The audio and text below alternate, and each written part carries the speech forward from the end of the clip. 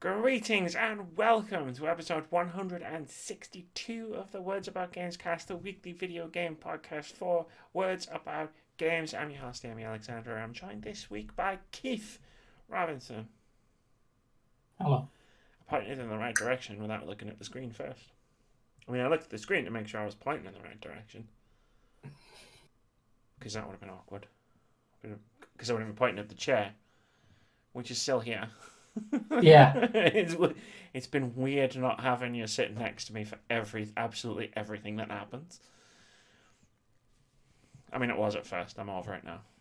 Yeah. I'm over it now. Jessla.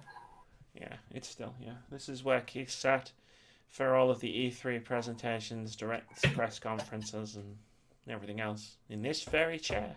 In this very room. And now we're going to dedicate an entire podcast to talking about E3. Isn't that right, Toto? Probably both shouldn't have taken a drink at the same time then. Synchronized drinking. I thought you were done because you lowered the cup and then you raised it again, and I was like, oh no, dead air. Yeah. I normally have a thing where I'm like, blah blah, words by Gamescast, blah blah, does this, blah blah, this, But it's E3, so none of that actually applies, other than we're about to talk about a whole bunch of stuff, and if you want to skip around the video or even watch the whole podcast backwards, there are timestamps in the description below the video on YouTube. See, if you want our hottest of hot takes, just look at the description and you can just ignore the tangents. Well, the hot takes are the tangents. I mean, that's how we do things. When we're passionate about something, we go on tangents. There's tangents within tangents within. Because I think the way we do tangents is we start off by saying the thing which is most relevant and important, and then about halfway through, we wander off on a tangent, and then we come back and we finish the really important thought. So there's no timestamp to. The timestamp will get you to the first half. Yeah. But then you'll be knacked otherwise. I just realised why everything looked wrong. It's because I didn't have my light on. Professionalism. I still haven't scrubbed the whiteboard off. In fact, I've added solutions to Cadence of Hyrule puzzles while you've been gone. Let's do this. So, how are we going to do this? We are going to do... Essentially, this podcast is going to be in two halves. So, on the first half... That's really bright. On the first half of the podcast, we're going to review all of the E3 press conferences, directs, and presentations, and talk a bit briefly about each one and why it was good or bad or average. And then we're going to do our E3 awards afterwards. We've got 15 categories, which is more than we've ever had before.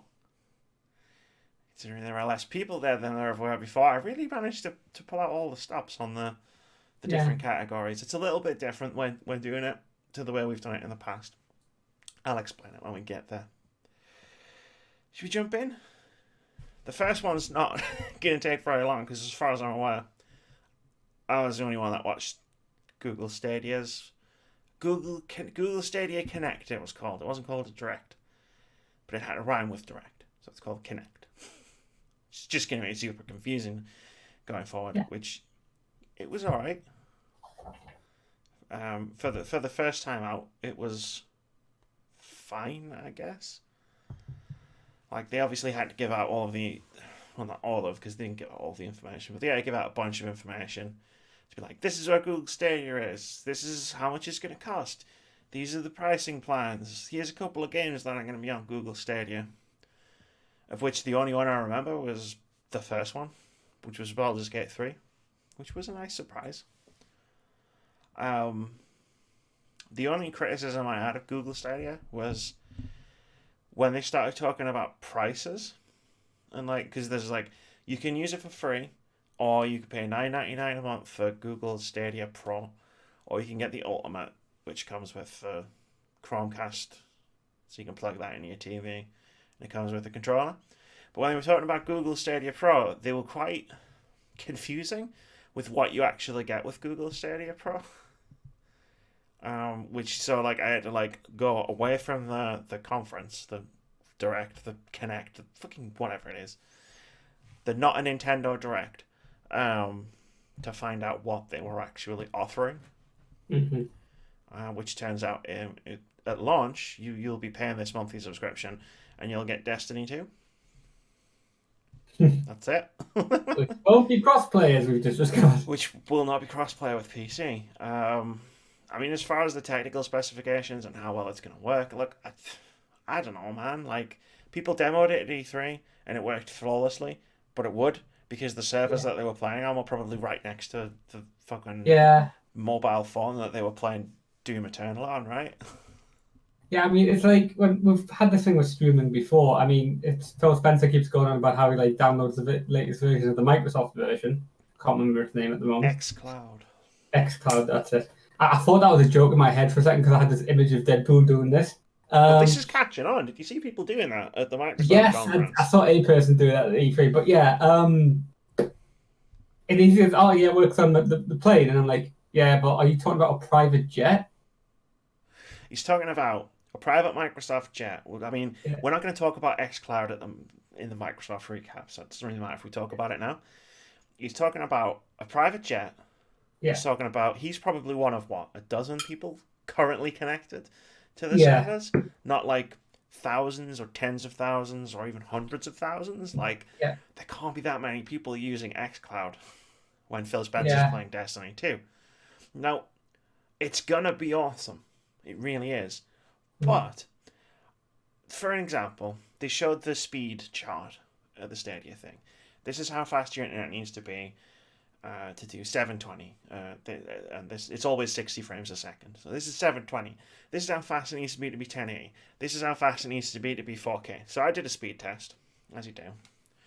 And my internet is apparently on the download speeds. It's fast enough to do 4K. I don't have a 4K display in my house, so I'll never need that. But while I was watching the Google Stadia Connect, the video quality kept dropping and it kept buffering. And I wasn't the only person that had this problem. I've spoken to a few people who were watching the Google Stadia thing live, and they were having issues with the video quality suddenly dropping to 360. And I'm like, this is a video. Like, people were saying, oh, loads of people would have been trying to watch it all at once, and it would have been hammering the load. Right. So imagine if loads of people are trying to play a video game in exactly the same capacity. Like, I think streaming is going to be a part of the future, and it's going to be a big part of the future of gaming. It's not going to be the only future, but it's supposedly launching at the end of the year, and I don't know, man. I don't know if that's too early. Yeah. Based on everything that I've seen so far. But who knows? Maybe it'll be flawless and it'll be amazing. Yeah, I mean, I think we've covered this a few times on the podcast where like Britain is perhaps not the best place to go for, especially the north of Britain. Because, we live in the north, which is deprived in almost the third world. Getting there. But places like Korea, and I'm sure there's like certain places, like the big cities in America, like where they were, like LA, San Francisco, like the Silicon Valley. Seattle, I can assume this will work brilliantly. The middle of Idaho, not so much. Yeah, which is why, as big a thing as it's going to be, it's not going to be the only future of video games. At least not for, decades. Until the internet has caught up everywhere. But the problem with that is, once the internet speeds have caught up so that people in the middle of Idaho or in Inverness can do 4K Google Stadia streaming, will probably be up to 8K or 12K by then, because these things will be moving along in a tandem. So the people caught behind now are probably always going to be caught behind.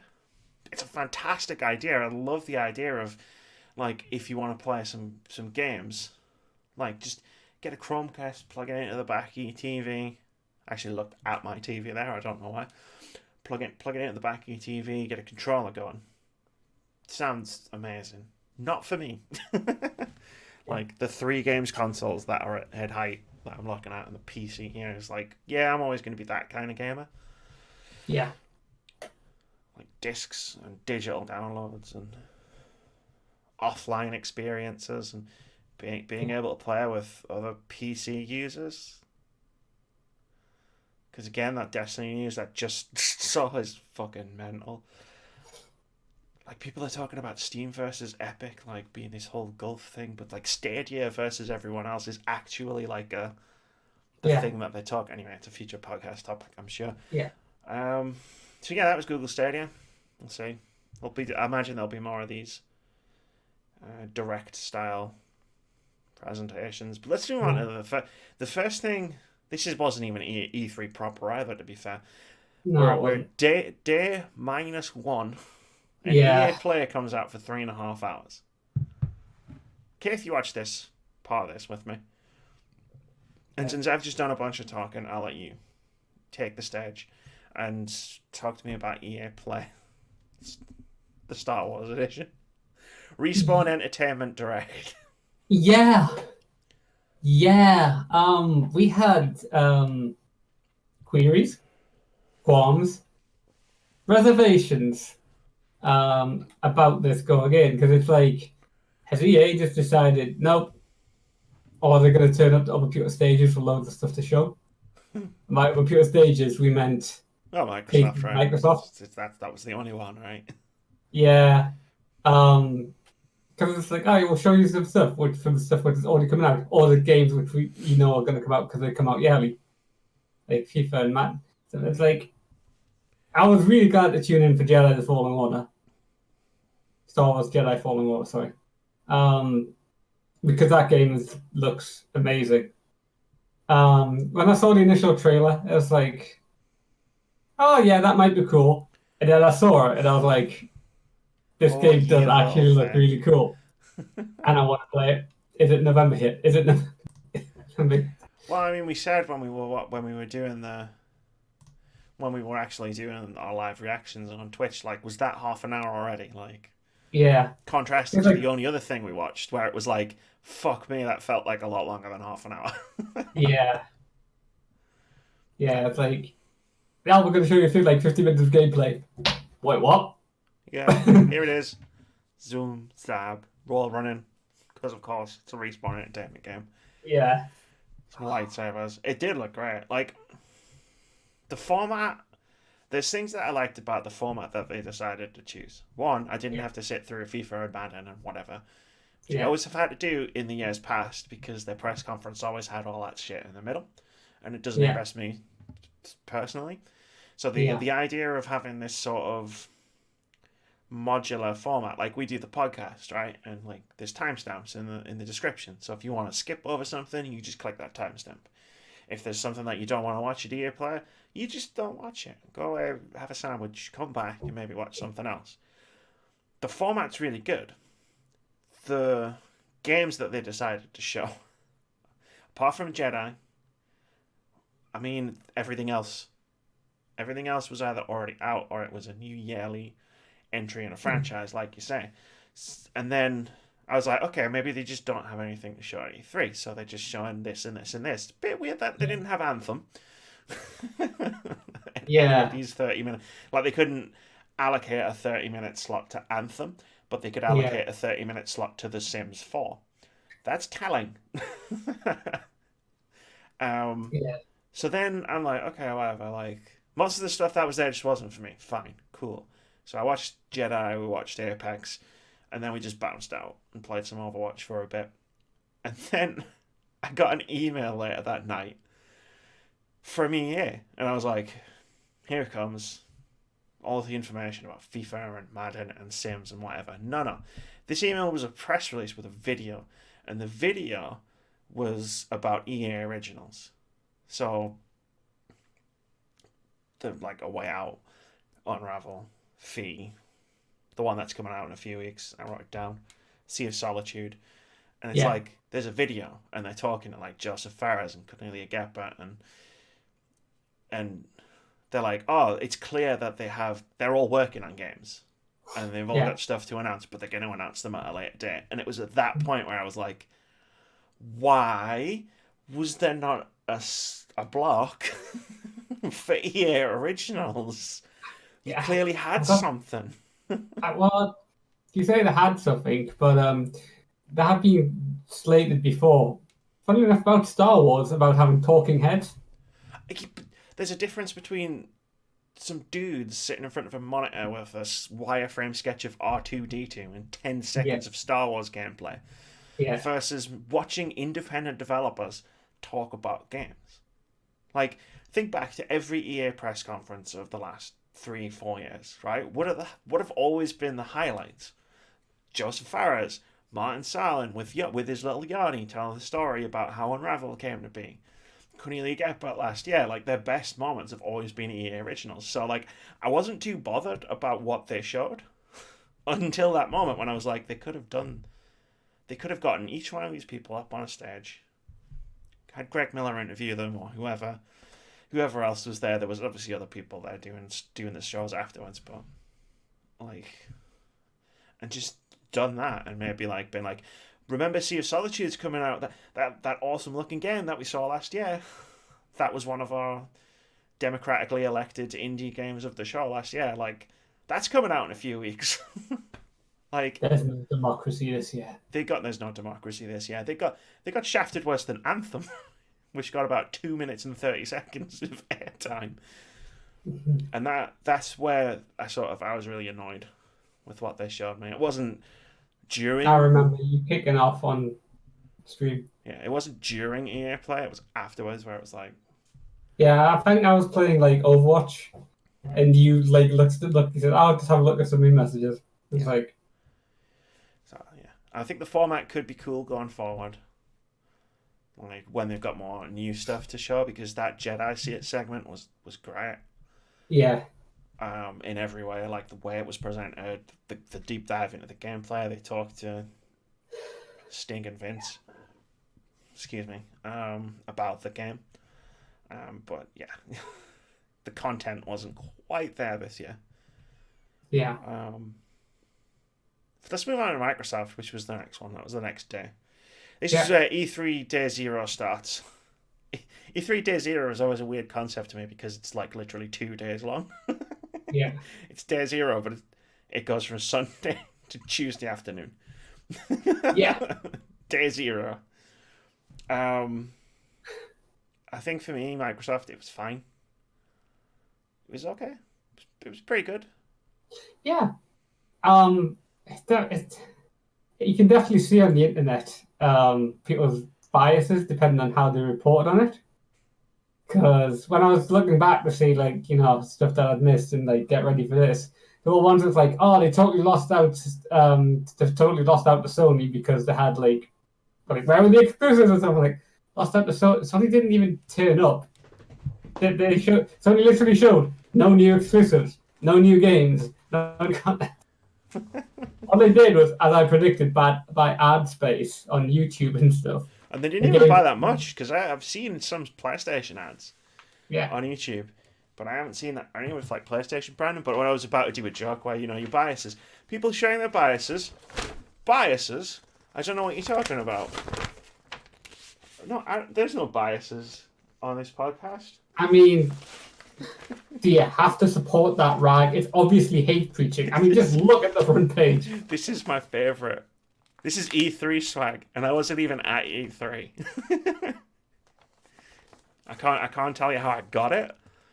Like I got it through perfectly legal means. I'm just gonna throw that out there. But like, I got the newspaper from last year, and I've been waiting for a chance to bust it out on the podcast. But yeah, no, you could tell the dividing lines and the biases and whatnot. Yeah. Like I went in with more expectations, with higher expectations than anyone I knew, because at the beginning of the year I kept saying it's going to be a face melter, it's going to be a blockbuster, it's going to they're going to drop the mic, they're going to drop the megatons, and they didn't really do any of that. Like it was just kind of okay. Like a lot of it was kind of unmemorable. Like when I was sitting down to think of this recap, I was like, I don't really remember a lot of specifics about the Microsoft press conference. I wrote them down. Yeah. The things that I remember, like weren't even mostly first-party Microsoft stuff. Yeah. Apart from Halo and Lego Forza, obviously. Like, the Yeah. things that were sticking in my mind, Keanu, obviously. Yeah. And then it was just like non-Xbox Studios games. Blair Witch, 12 Minutes, Spiritfarer, like Lego Star Wars looked actually really cool. Like, Yeah. I did say that would probably get me back in the Lego game. I think I might actually pick it up because it looks like the next generation of Star Wars not Lego games. Um, the coolest part of the Microsoft conference, from a Microsoft standpoint, apart from Halo, was Game Pass Ultimate, which says a lot about the conference. The coolest thing was a service that they were talking about, which, by the way, there's a great exploit for that. It's not an exploit, it's just a quirk in the rules. So if you subscribe to Game Pass Ultimate right now, right, you subscribe for £1, because that's the special offer, and it adds on any prepaid time up to 3 years that you've got already on Gold and on Game Pass.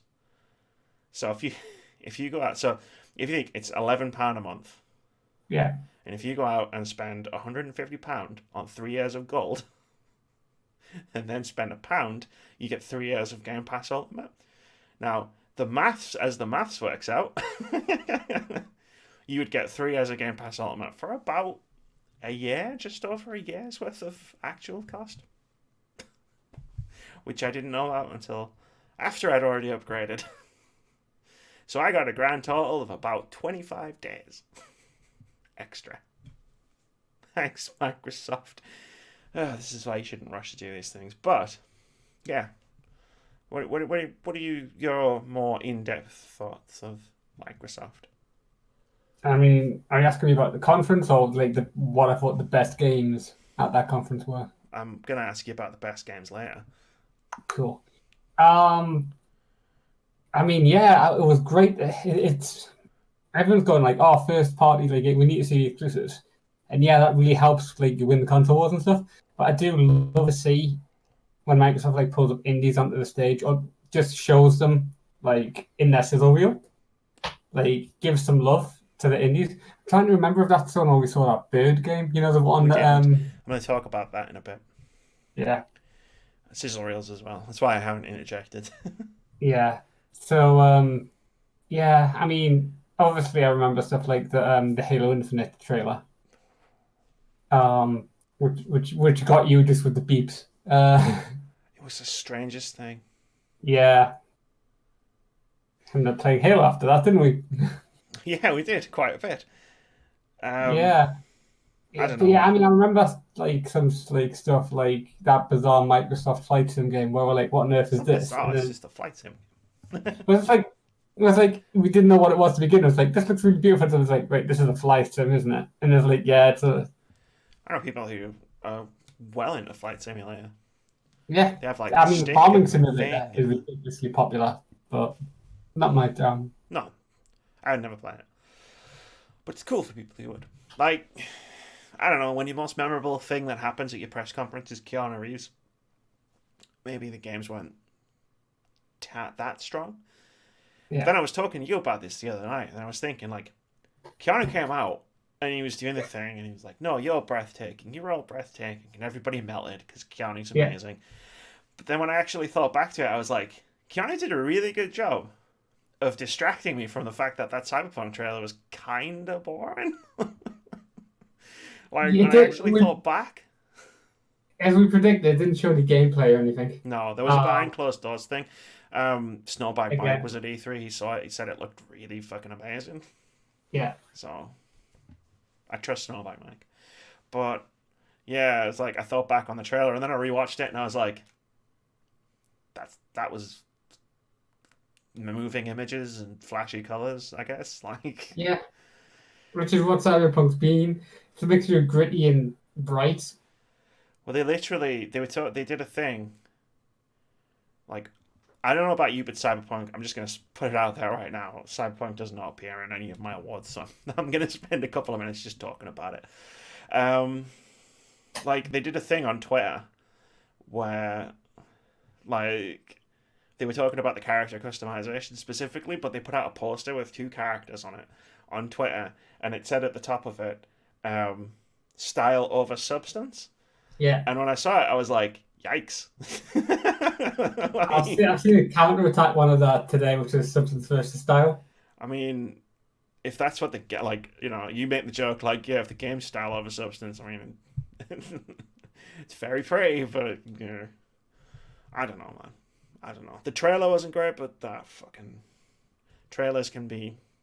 Yeah. It doesn't help that, like, it's a fucking cyberpunk game, and they picked to market it the protagonist being the bland white dude. Like, of all the, like, they're just showing off the character, like, the character customization is going to be amazing. Here's a generic protagonist you've seen in 100 games. Yeah. Yeah. Thanks, I guess. Keanu's cool, though. Because I was watching all the E3 stuff on Twitch for, like, days afterwards. I saw the advert for that about 7,000 times. Yeah. Hey, samurai, wake up. We've got a city to burn. For like 20 seconds. And then cyberpunk. And I was like, fucking, let me die. Let me die.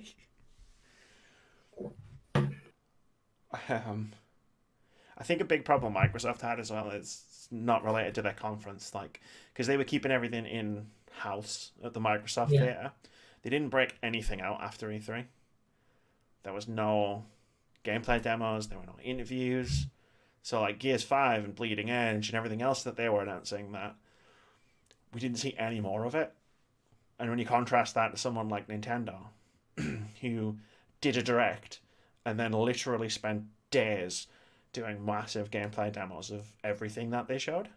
Yeah. To the point where it's like, I really like the look of that one trailer. Like, oh, there's a 30-minute gameplay demo I can check out. Whereas with, like, Bleeding Edge, like, I scoured YouTube for it and saw maybe an extra 10, 15 seconds of gameplay. Yeah. It's like, I'm just thinking the Cadence of Hyrule there as well. It's like, I can't really say anything about Cadence of Hyrule because I just finished it this morning. So, you know. oh yeah, we're announcing this game. No, they announced the release date. Obviously, we knew about the game. I was super hyped for it. I mean, if anybody thought Microsoft was bad, then they went into Bethesda, and then the bar surely was reset. Right? Yeah. This was actually worse than I was expecting. And I wasn't expecting much. Yeah. I try to be positive and hyped and try to, like, be like, oh, but I can focus on this stuff. And even I came out of Bethesda being like, that was just, bless you, that was just not great. No, I mean, we knew Doom was going to be there, and it was. It was, and it was the game, the big game. They always do, the second half of their press conference is always, this is the game that we're focusing on. And this year it was Doom. Yeah, I remember seeing this, like, me, you, and Patrick were having a discussion partly over Twitch. Because it was like, some of the stuff they were showing, and it's like, wait, extra life that you were picking up and stuff, which wasn't explained in the trailer? No. Yeah, Patrick said it was probably the challenge runs. Yeah, I mean, I don't know if that's just, I did watch some extra stuff, because somebody be giving some hands-on of it, and apparently there's, like, 3 ways to kill demons now. One, because when you kill a demon, it, like, drops stuff. And if you kill them one way, it gives you health. If you kill them with a chainsaw, it gives you ammo. If you kill them with a glory kill, it gives you flamer, it gives you armor. Armor, yeah. And then if you glory kill them, at which point you can hear the same voice line over and over again. Which is that the health thing was always that's how you got health in the last game. That was one of the coolest things about it. How do I regain health? Kill fucking demons. Yeah, like, combat. Great. Can I be honest though about Doom Eternal? Like, and you have to hear me out because I'm going to say the first part of the sentence and then I'm going to say some more stuff. But, like, the stuff that they showed didn't really wow me. With, like, doing, like, the whole Doom presentation. Maybe it was just because I was sick of Bethesda at that point. I was sick of that fucking guy in the front row going, woo, every time someone said one fucking word. But Yeah. I don't know, but like then I thought about it because like obviously I was there. You were sat right here, and we watched it, and I was like, hmm. But then I thought about Doom, 2016, Yeah. and I was like, it's probably a game. It's probably one of the few games where I need to have a controller in my hand, and I need to be playing it to really get the feel of it because it's such a Yeah. game based on movement and pacing. So watching it is one thing. Playing it will probably be something completely different. I have to say I'm not into the multiplayer. Like Yeah. the idea of the multiplayer is just like nah. Like cool for doing something completely different and maybe I'll be surprised, but it's like whatever. Um there were only two positives for me out Yeah. of Bethesda. The first one was Wolfenstein in co-op looks pretty dope. Yeah. And the second one was Ikumi Nakamura, the Yeah. internet's new favorite game developer. Yeah. She broke the internet. I She literally did. have a picture, which I saved on like DeviantArt, which is basically just one of my favorite artists, and it's got Keanu Reeves and Akumi Nakamura back to back, and just the background is just a giant E3 logo. It's just like, Yeah, yeah, yeah. I loved that. I loved that. I loved the whole thing. yeah. No idea what GhostWire Tokyo is, but it's gonna break my brain when it comes out. The graphics for that are amazing. Oh yeah. It's like, is that real? Like, no, that's computer like generated. That's got to be like FMV, but that is amazing. It looks But fantastic. Whatever it was, like from a graphical standpoint, from a conceptual standpoint, it's like I can dig it. yeah, it's like, wait, the Rapture in Japan. Wait, why did you? Um, Deathloop was a thing as well, and that was like Yes, definitely. I don't know what it is, so it could go one or Yeah, two ways. It sounds really interesting, but also it depends how the game actually yeah. plays out. I don't even want to talk about Fallout. That's not. Okay. The one thing I noticed about Bethesda Game Studios games Hmm. in general, this isn't a Fallout 76 thing, we're not going to talk about that, was like they're the makers of these big, huge, epic RPGs, like historically, right? The Hmm. Fallout series, Skyrim, Morrowind, Oblivion, and like you come away from the Bethesda press conference, and all of those big epic RPGs are now mobile games or Yeah, online games, and it's like, jeez, and it only hit me afterwards yeah. that There that was was what happened. there was that thing. I was years ago when it was like, oh yeah, MMOs have killed off RPGs, and since then we've gotten some like good RPG games out there. Pathfinder's Kingmaker, the Divinity Original Pillars of Sin. Eternity 1 and 2. We're getting Baldur's Gate 3 by the people who did Pillars of Eternity, so that should No, be no, they did Divinity Original Divinity, Sin. sorry. The guys who did Pillars of Eternity are doing Outer Wilds, which sort of to be Oh, Outer Worlds, which also looks like a dope RPG to be fair. But yeah, it's just one of those things where it was like, geez, the best games you guys make now are ones that you didn't make, like you just publish, like Doom and Dishonored. That's and Wolf. Like, wow. I think that when I realized that, that kind of crystallized what the issues I've been having and like with Bethesda as a whole over the like last few years, where it's just like it hasn't like I've just figured it out like why I've been like disappointed by them because they've turned Skyrim into Elder Scrolls Blades on your phone. I mean, it's probably a decent enough mobile game, but it's also been 9 years since Skyrim. Yeah. Oh, man, And Skyrim has come out on every platform. I would hate to be an Elder Scrolls fan right now. Imagine. I mean, I've waited 10 years for some games. Like, so I guess I don't Yeah. need to imagine. I know it sucks. The next one was Devolver Digital. They pivoted from press conference into direct. Yeah, well, Devolver Digital has always been an art piece as opposed to a It's always been a short film, and I love them for it. They understand E3 like no one else. yeah. The fact that they partway through you went, wait, is this actually a thing? And you went on Steam, and then someone in the chat popped in, it was in America. The Devolver bootleg. Yeah, Like, we're going to bootleg our own games. and sell them on Steam. Which they're doing. It's a We thing. can do that. Yep. Yeah, like I don't know, like I don't really want to like we can't really review it because we're just reviewing a film and like Yeah. we're not film reviewers. So I mean, it's never going to have impact of the first one. no, no, we know the job now. The only way they could Yeah. have the impact of the first one again is Yeah. if 1 year they just do it completely straight.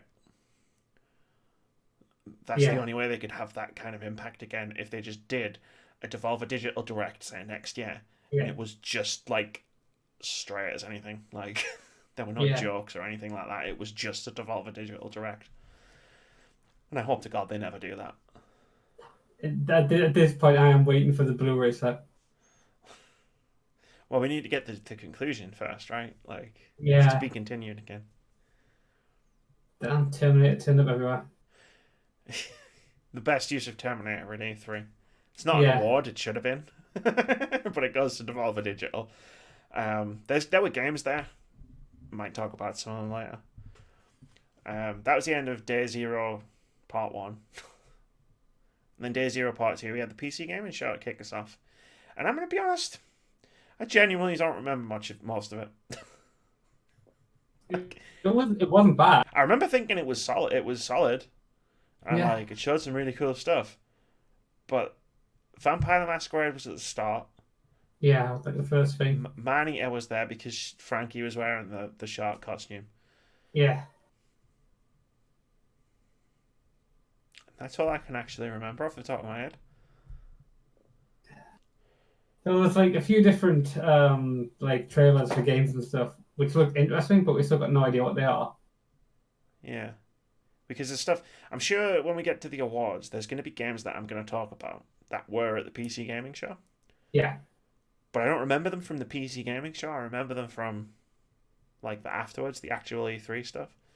Yeah. So it's like, I just chose games I could remember. So that's what I'm saying. Like, I remember that. Like, I think Ancestors, The Humankind Odyssey, for example, yeah, had a trailer at the PC Gaming Show.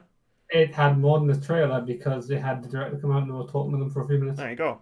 I didn't remember that. It's still in my E3 awards for something that happened later, for something I saw later, but it didn't win an award. It's an honorable mention.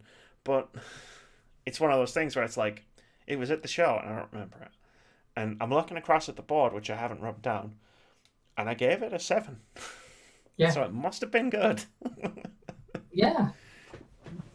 But it was thoroughly unmemorable. Yeah. I mean, you remember one thing, but it's not positive.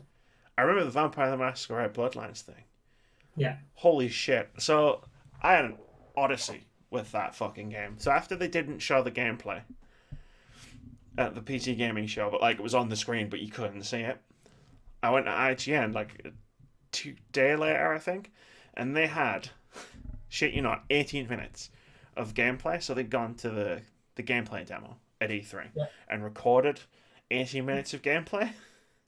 Do you remember a few years ago when Polygon had a video of them playing Doom?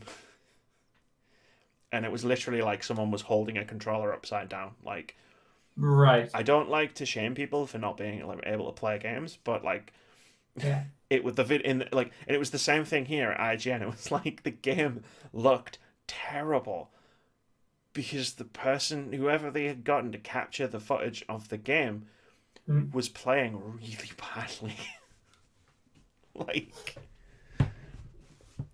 And I don't know, I'm not normally that person who's like that, but at the same time, I went to this thing and I was like, fuck yeah, gameplay for Bloodlines.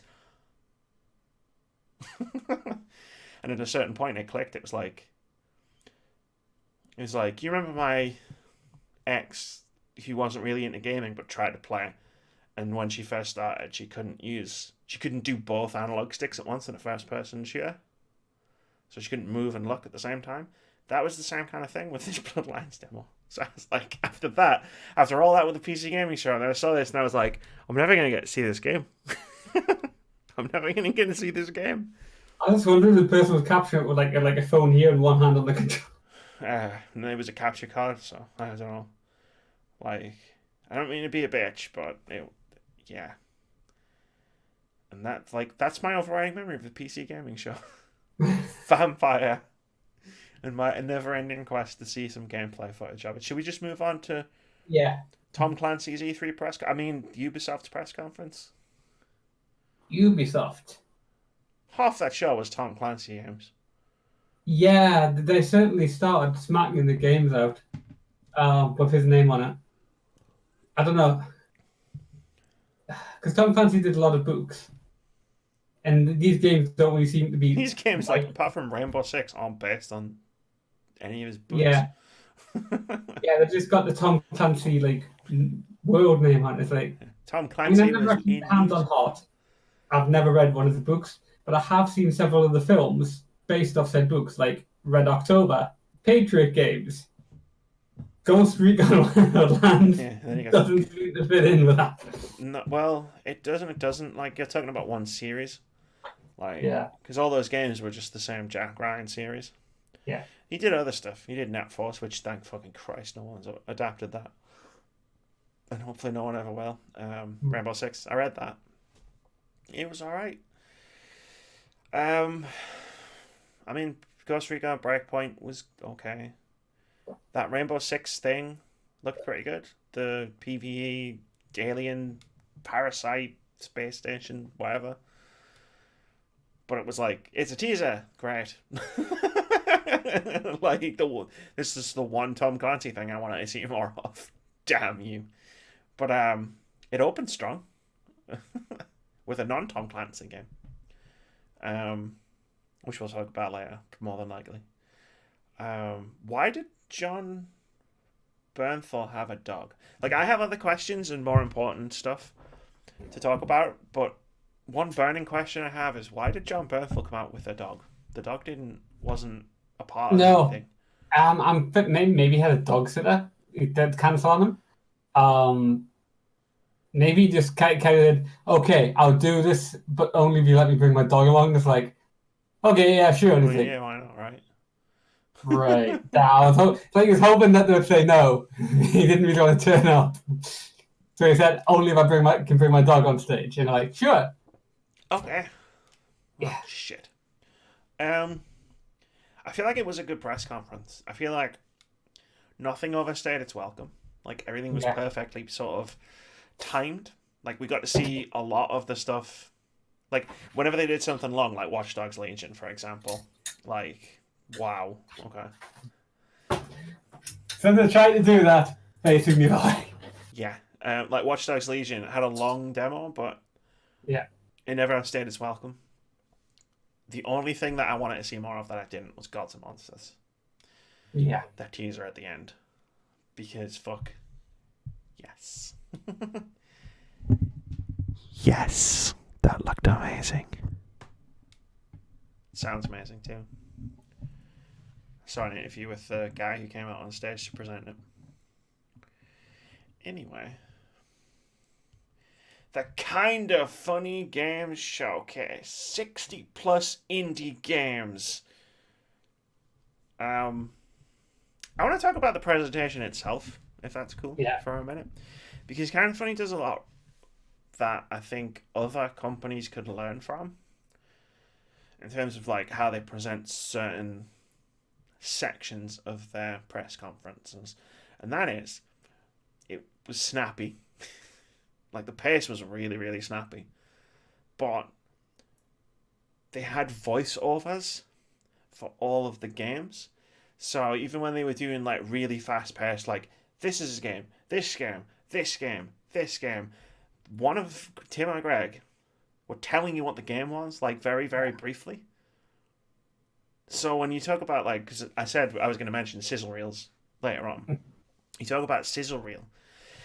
You just get bombarded with images and logos, and if I don't already know what that game is, I guarantee you unless it's fucking Cuphead, I'm not going to remember Yeah. what it was after the show.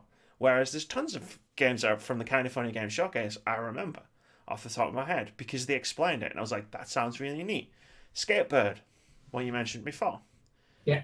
The skateboarding bird. Of course I remember that. Yeah. I wrote them down, actually. Like, there was loads of cool stuff, like Looking for Heals, where you play the healer. Yes. And, like, you hire party members to fight for you. Monster Prom 2 needs no introduction for us because Monster Prom is one of our favourite games. Favourite games of this generation, probably. After Party, which I already knew about. One Night Stand, the weird... Yeah. Yeah, see, but that's the thing. I didn't need to explain that, like, what it was. I just said One Night Stand. If I named any of the indie games that were at the PC Gaming Show, like, if I could remember them, the chances are I'd have to explain what it was. So, like, they did a really, really good job of presenting the games. Like, and I feel like companies that do sizzle reels could probably learn a thing or two about it from them. Just explain it. Every single description of a game was no more than the length of a single tweet.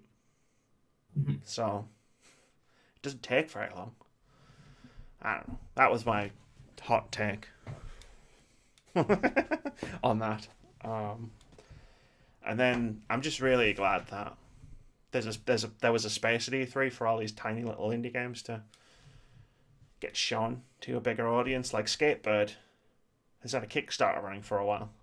Mm-hmm.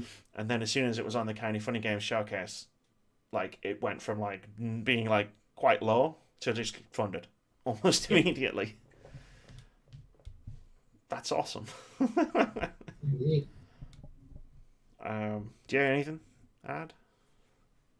I can't really remember most of it. It's like they're the same thing design. With the little in between bits are basically just here's Starbucks. Here's us sitting in the pub. Yeah, we're still in the pub. Yeah. It's fun. Like, the in between bits aren't the bits that matter. Yeah.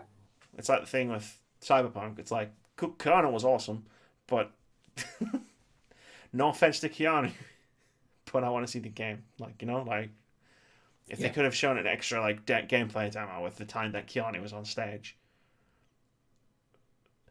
I don't know whether that would have been better, but it would have been better, if you know what I mean. Yeah. Because I would have seen the game. And of course, Nick Scarpino turning up and just being like, let's get weird again. Like, I love that recurring joke. Let's get weird. And then they do get weird. Square Enix. I wrote something down here. I'm quite proud of it. Square Enix was basically two major gaming announcements that bookended Anime, the E3 press conference. Because I get to rewatch a lot of the press conferences because I'm obviously re-uploading the live reactions that Keith and I do. And yeah, it was Final Fantasy, Avengers, and then in the middle it was just anime. Everything There was an anime at the end as well, wasn't there? Was there? Oh no, I'm thinking the wrong show. Sorry. It was Avengers at the end. Now I'm going to ask you straight off because we don't know each other's awards, and we're going to talk about Final Fantasy later. I imagine there were a couple of things I just want to point out, but Avengers, does that land anywhere in your E3 awards? No. Cool. So here's the thing about Avengers, right? Like, it was a bit of a letdown in terms of a reveal. I still don't know what we saw. Yeah, that's one of the things. So, like, we don't know what the game is. They mentioned co-op, they mentioned single player. But then they were talking about how the campaign, the story campaign missions are single player. And you can't co-op through them. And then they were talking about missions you go on with created characters. And then missions you go on with other Avengers. Other characters for the Marvel Universe. And then once you've beaten a mission, you can bring any Avenger back into that mission. Yeah. And they're going to have an ongoing story. And it was a fucking mess in terms of information. See, the bit they're going at the end, where like, oh, these still have, and you can take ones back through. It's like, it sounds like Lego, where it's like you play through once on story mode, then you unlock other heroes and come back and you can do the levels to do more stuff. Yeah, like you can. But I don't know if that's what it actually is because it didn't explain anything. Yeah, and from what I've heard, the behind closed doors gameplay was literally just the bridge. So when they did the trailer, and it was San Francisco under attack, and the Avengers were assembled, and they were on the San Francisco bridge, and Cap was in the helicarrier. Like, that was the trailer. That was the gameplay. So it just switched between the different characters as they were fighting. The bad guys. Don't know who they were. Taskmaster was the main villain of that particular bit, and I really hope he's not the main villain of the game, because, like, of all the villains you could have chosen, like, Taskmaster was a minor. Just to, like, give you perspective on, of all the villains they could have chose, they chose Taskmaster. Taskmaster was a minor, optional chain of side quests in Spider-Man last year. Like, to the point where, unless you were probably trying to platinum the game, you will never have met him. So hopefully he's not the main villain of the Avengers. But yeah, no, like, there's no gameplay like showing at the pub. Like, that was a bad idea. Because it's led to this situation where me and Keith were discussing it when I saw him after E3 had been done, where it was like, I don't know what this game is, and I watched all of the reveal and a 30-minute round table with a bunch of people who work for Marvel and Square and Crystal Dynamics. I came in for part of that. The sound was a bit off, but yeah, I still didn't know what was going on. I don't know what the game is. So, I mean, I think there was people disappointed that it's not the MCU Avengers. Yeah. Which, to me, I always knew it wasn't going to be. But they did themselves no favours by having their Avengers be pretty much all of the MCU Avengers minus Hawkeye. Like, choose a different... Like, if you want to try and separate that out, choose a different roster. Yeah, I mean, they've got some great voice acting talent there. The voice acting talent is A+. But then they dressed all the Avengers in the MC Universe gear. Yep. I mean, the characters don't look like they have the same faces and stuff. And they don't have the same voices, but... Yeah. But you've got, what, 70 years worth of Avengers comics or something? Yeah, like, they could have avoided it by either A, choosing a different roster, or B, just revealing it as a teaser a month ago. Yeah. Let people get used to the idea, so that by the time you show them the full thing, that's not what's going through their head. Everyone's used to the idea of it. I mean, what you said about the roster, it's like you could still use MC Universe characters, but that's as the Avengers, by say something like Iron Man for Ant-Man in the trailer. Yeah.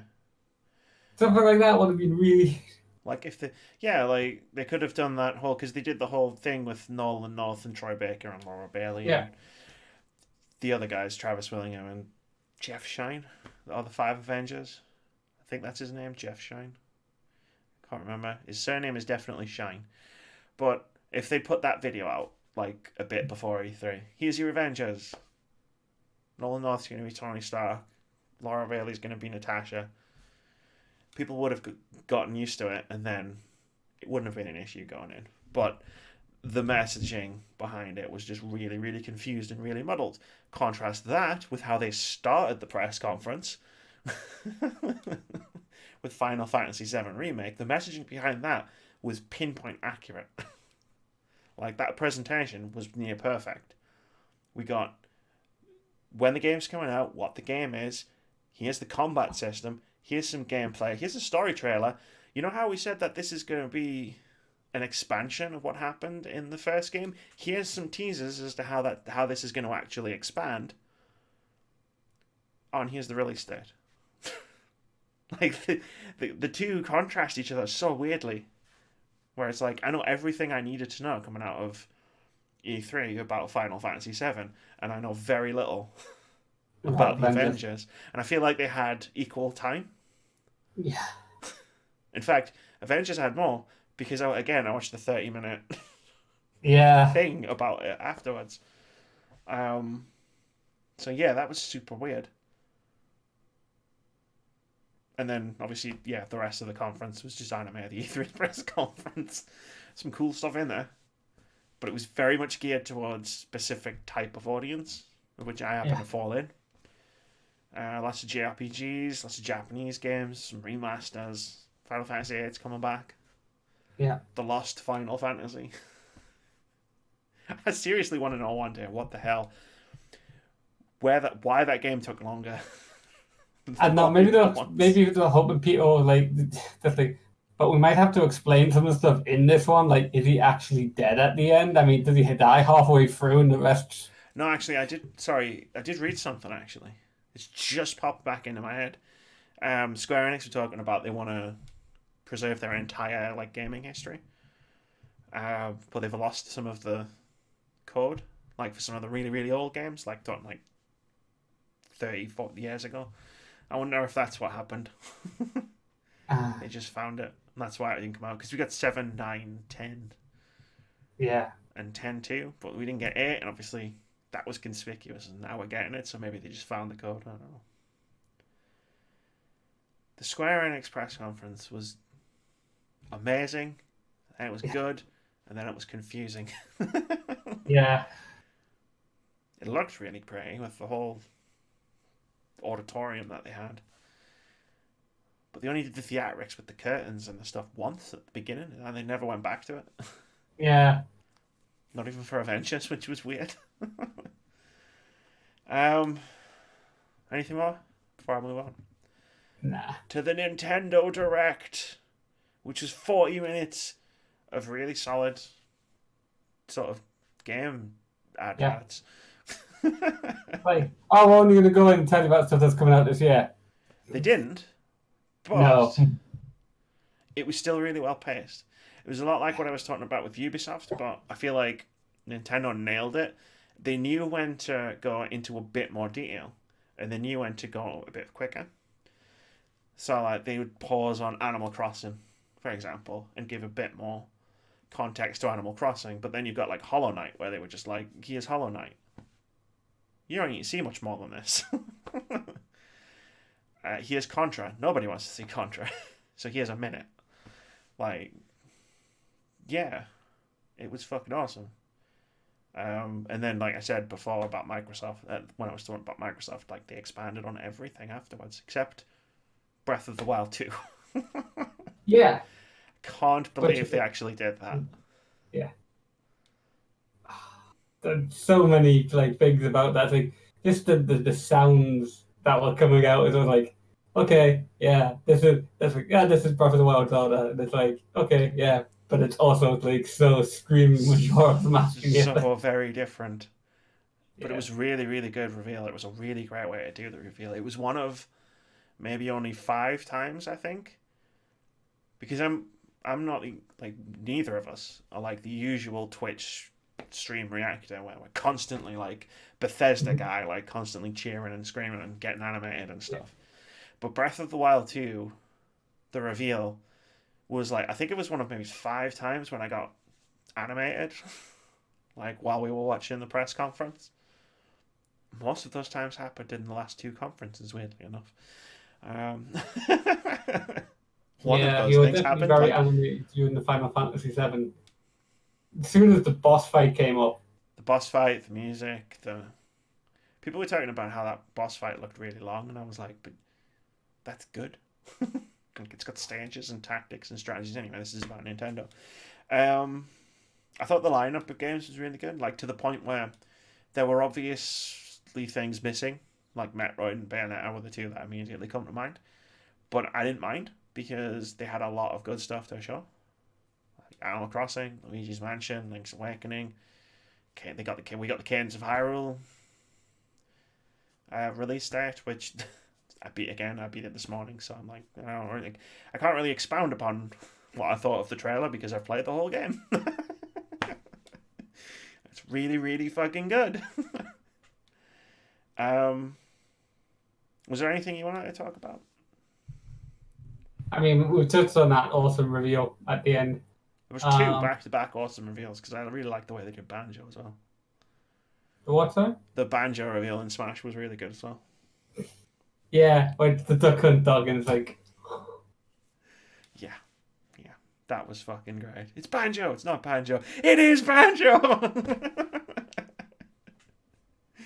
Yeah, I mean, that was good. I mean, we'll touch on other things, like, later when we do the... Yeah, like, Nintendo's a weird one for me because I want to talk more about it because of reasons, but I'm looking at my E3 awards and thinking I'll just rob myself of about 100 talking points when we get to the E3 awards. So I guess we're done. Yeah. That was E3 in review. We recapped it. Like, if you want a more in-depth, this is everything that was shown, like, that's not what we're about. Like, we've reviewed it, we've given our impressions of it. But now we're going to do the thing you're probably all here for. The E3 2019 awards. Normally, a big council of us would get together and we'd submit lists. And then those lists would become votes, and then we'd have democratically elected winners of each category with runners-up. This year, I decided to do something a little bit different. And it's totally nothing to do with the fact that one of the people who would have been here is, getting something at the music festival. I mean, I could have still gotten the average Jotakus and Pat Rick and a bunch of other people to do it, and then we could have just gone through the results. What I chose to do instead was have a more discussion-based awards. And I feel like this is more democratic than a voting system, where basically I've got some awards, Keith's got some awards, they're both equal. You just wanted to friendly debate the E3 award. No, we're not going to debate anything. We're not going to choose a clear winner between my pick and your pick. We're just going to sit here and we're going to take turns to go through each of the 15 categories, some of which will surprise you. One omission probably won't surprise you. There's no best PlayStation game. Surprisingly. So I've ordered them in a different way to what, because I sent you the list and I was like, this is just literally as I'm thinking of them. I've ordered them in a better way that flows. We're going to take turns to go first. And given that we've just spent just over an hour discussing, all of the presentations and directs and press conferences, let's start with Let's start with best presentation. Wow, that wasn't a Freudian slip. I mean, I do have boobies on the mind at all times. It's true. That's a perfect segue. So we've had just as a thing to add on, we've got one winner, and apart from in two categories, we've either got 2 or 3 honourable mentions. So I figure we'll talk about the winner at length, and then we'll just briefly touch on the honourable mentions. So, Keith, give me a winner of best presentation. Square Enix. Interesting. That tracks with the numbers that you gave me. Yeah. I mean, not that I'm checking up on you or anything. I'm not. Square Enix. Why? You mean beyond the sort of big, awesome, massively hype reveal of the gameplay and stuff in Final Fantasy VII? I mean, if you've got beyond stuff, then yeah, sure. I mean, beyond. I mean, we knew what was coming in. It made me really excited to want to play Final Fantasy VII, and we got to see a lot more than I thought we were going to see. We got a date. Kiefer, Ares, Yuffie, or Barrett? That's the question. Sorry, it's an inside Final Fantasy joke. I couldn't help it. Continue. I'll shut up now. Yeah. The thing is, you keep doing these stupid things and then it's completely blowing whatever I was about to say out your head. Yeah, but it's a stupid podcast. I don't know if you've ever noticed, but when we try to take things too seriously, it never ends well. We saw awesome gameplay and we got a date. What else is there about Square Enix that makes it your best presentation? I almost did it again. He's thinking. I was going to say something that's completely gone out of my head. You should write things down. I just wrote the names of the presentations down in the order that, they look cool. I thought they looked cool. They did, good... The presentations in the middle, the anime-a-thon, as you're mentioning. Those presentations were kind of cool. They didn't feel too long. They gave you kind of a glimpse of what the game actually was. And then we got the Marvel, which was kind of a distractor, because although the thing was kind of cool, what the people were saying about it was a little confusing. So yeah, I thought like overall it was the best conference, the best delivered conference. And what are your honourable mentions? My honourable mentions are the PC gaming show, Microsoft, and then the art installation, which is the Devolver. Oh, the art installation. I mean, Devolver Digital. Fair enough. Well, for my winner of best presentation, I mean, if I could just give it to Final Fantasy VII, Yeah. I would, but I can't because of the rules that, in fairness, I instigated when I did these awards. So my best presentation goes to Nintendo, because I was purely for the fact that Final Fantasy VII had me more hyped than any other part of any other press conference or direct at the show. But Nintendo was more, like, for me, was more consistent, like, right across. Like, I was never confused or bored or not sure what I was looking at or anything like that. It was just wall to wall. Like, once it was done, from when it started to once it was done, I was like, yeah, that was really, really good. They also helped that they had a lot of games that I really like the look of. So from a presentation standpoint, for me, Nintendo was more consistent. I mean, honorable mentions, Square Enix, they had Final Fantasy VII. They dropped the mic, basically, on E3 in the first 20 minutes. Bringing out Tetsuya Nomura to One Winged Angel was a fucking masterstroke of art. Yeah. Like, as far as I'm concerned. My other two honorable mentions, Devolver Digital. Like, it was the most entertained I was. Yeah. Like, all E3. So this is amazing. Yeah. And the last one was Ubisoft. Because it started strong, it ended strong, and in the middle, there was some good stuff. The only thing I can think of off the top of my head, though, is Rainbow Six Quarantine. So, best presentation, Nintendo, Square Enix. Surprisingly, not the big man, Microsoft, which surprised me, but whatever. No, it didn't surprise me. It would have surprised me if you told me 2 weeks ago. It would have really surprised me 2 weeks ago if you'd have told me we were both going to be really impressed by Square Enix. Because they had hands down the worst E3 presentation last year. So we're going to move on to Prettiest Game. I'm going to give Keith a second to go and find his while it's my turn to go first. I've got my eyes right on it. It's my turn to go first. I wish I had my eyes right on this game because I'm really, really looking forward to it. The prettiest game for me at E3 was Hollow Knight Silksong. Like, if you've ever seen Hollow Knight, like the original, you'll know why. It looks amazing. Like, and it somehow looks better now. It's the same art style, but Hollow Knight was quite moody and quite dark. So it's quite muted, lots of blacks, blues, greys, stuff like that. Mm-hmm. Hollow Knight Silksong, at least the level that I saw, was quite bright. It was there was lava, so it was quite red, quite orange, quite bright, and it just looked fucking amazing. Like in motion, like I could look at screenshots and just be like, it's art. Like that is just art. I fucking loved it. Honorable mentions. Ori and the Will of the Wisps, of course. Can't talk about a Prettiest Game and not talk about Ori. Looks amazing. Yep. Fall Guys Ultimate Knockout. It's so bright and colourful and cheerful. And I just, Teletubbies the fucking video game, but it's a battle royale. Like, it looked fucking awesome. Graphically, Prettiest Game speaking. And the last one is Flight Simulator. Because Jesus Christ, that game looked really fucking good. Like the graphics were absurd. Like when we were trying to figure out what it was, and I was like, we were both like, this game looks really pretty. So yeah, I thought Prettiest Game. Well, an honourable mention for Prettiest Game. Yeah.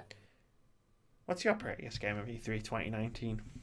Well, looking back at this, it's like the one I've chosen.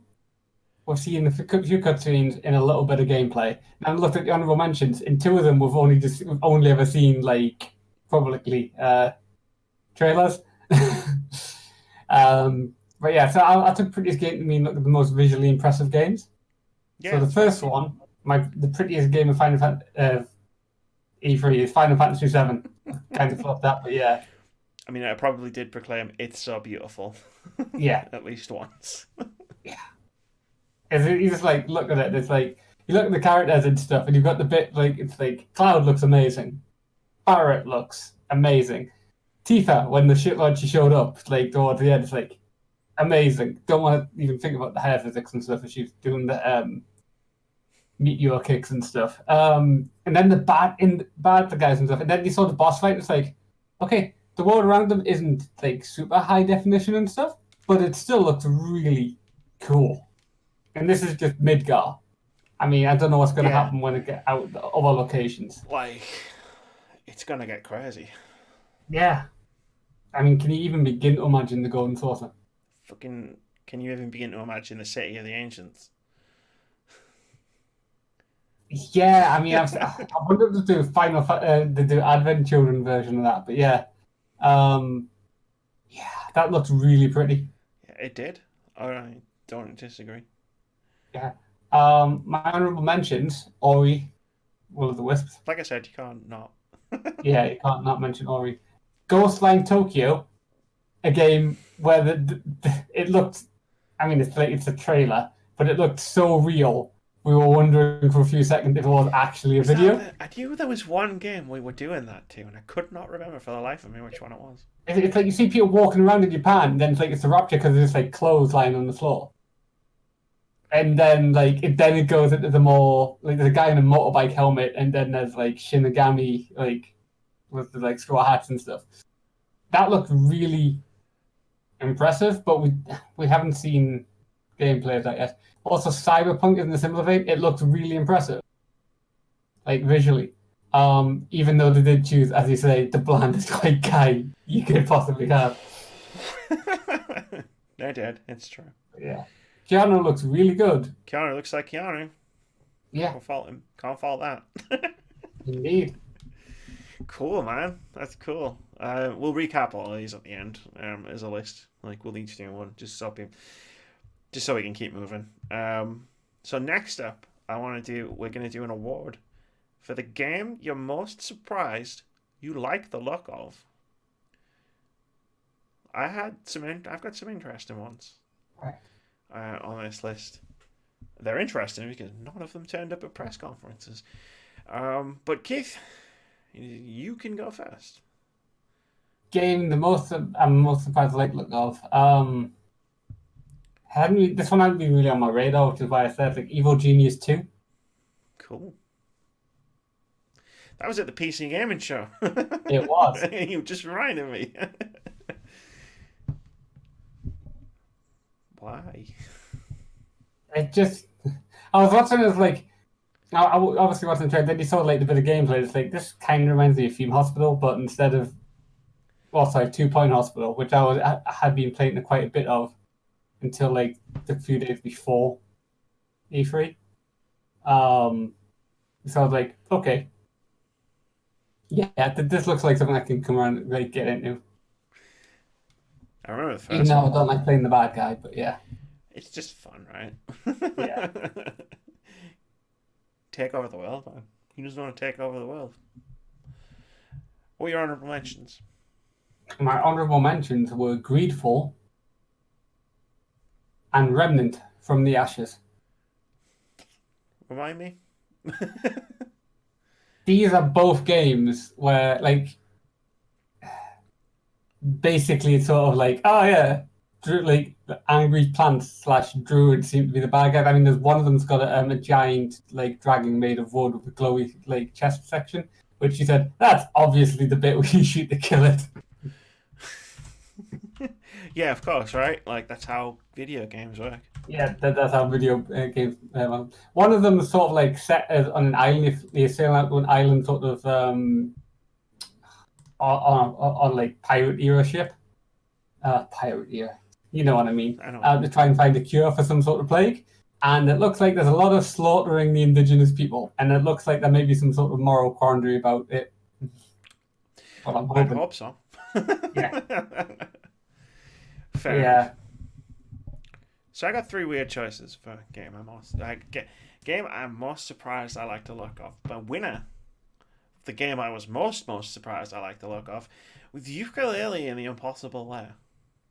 And the reason I'm most surprised by that is, I mean, it was you were there. Whoever was there when I played Yooka-Laylee, yeah. and how thoroughly disappointing that game was for me personally when I got it, and I realized, oh, this isn't a throwback to 90s 3D platformers. This is literally a 90s 3D platformer.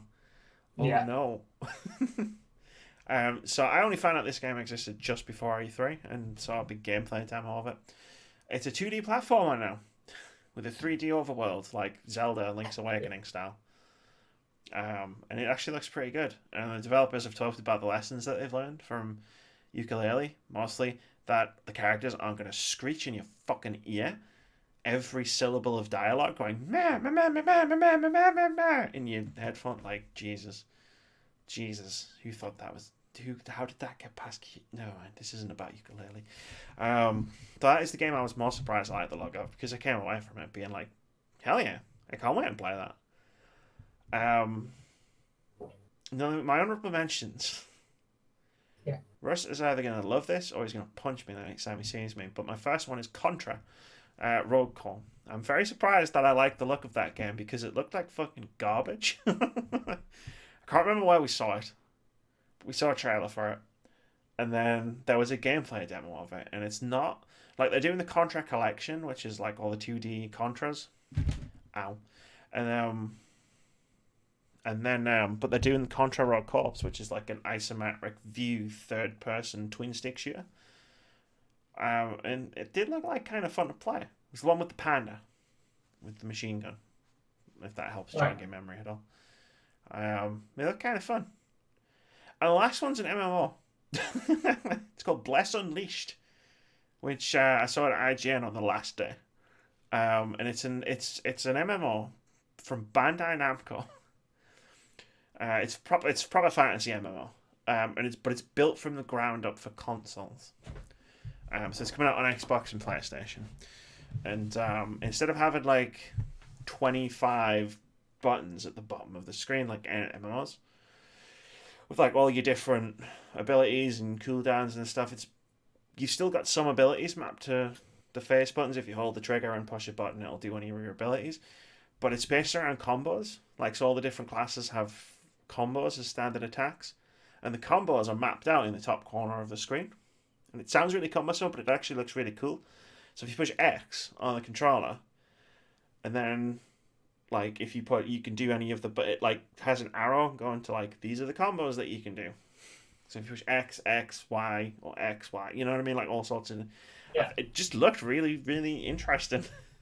A bit like Magic, where you combine the different buttons to make Yeah. the effect. Yeah, but less crazy than Magic, which isn't a damn Magic is great. Where's the next one? Come on, guys. But no, it looked really cool. Like it looked like something I wouldn't mind actually playing. Which is like an MMO on a console. I've gone completely out of focus, and it won't. There we go. There you go. Thanks. Expensive webcam.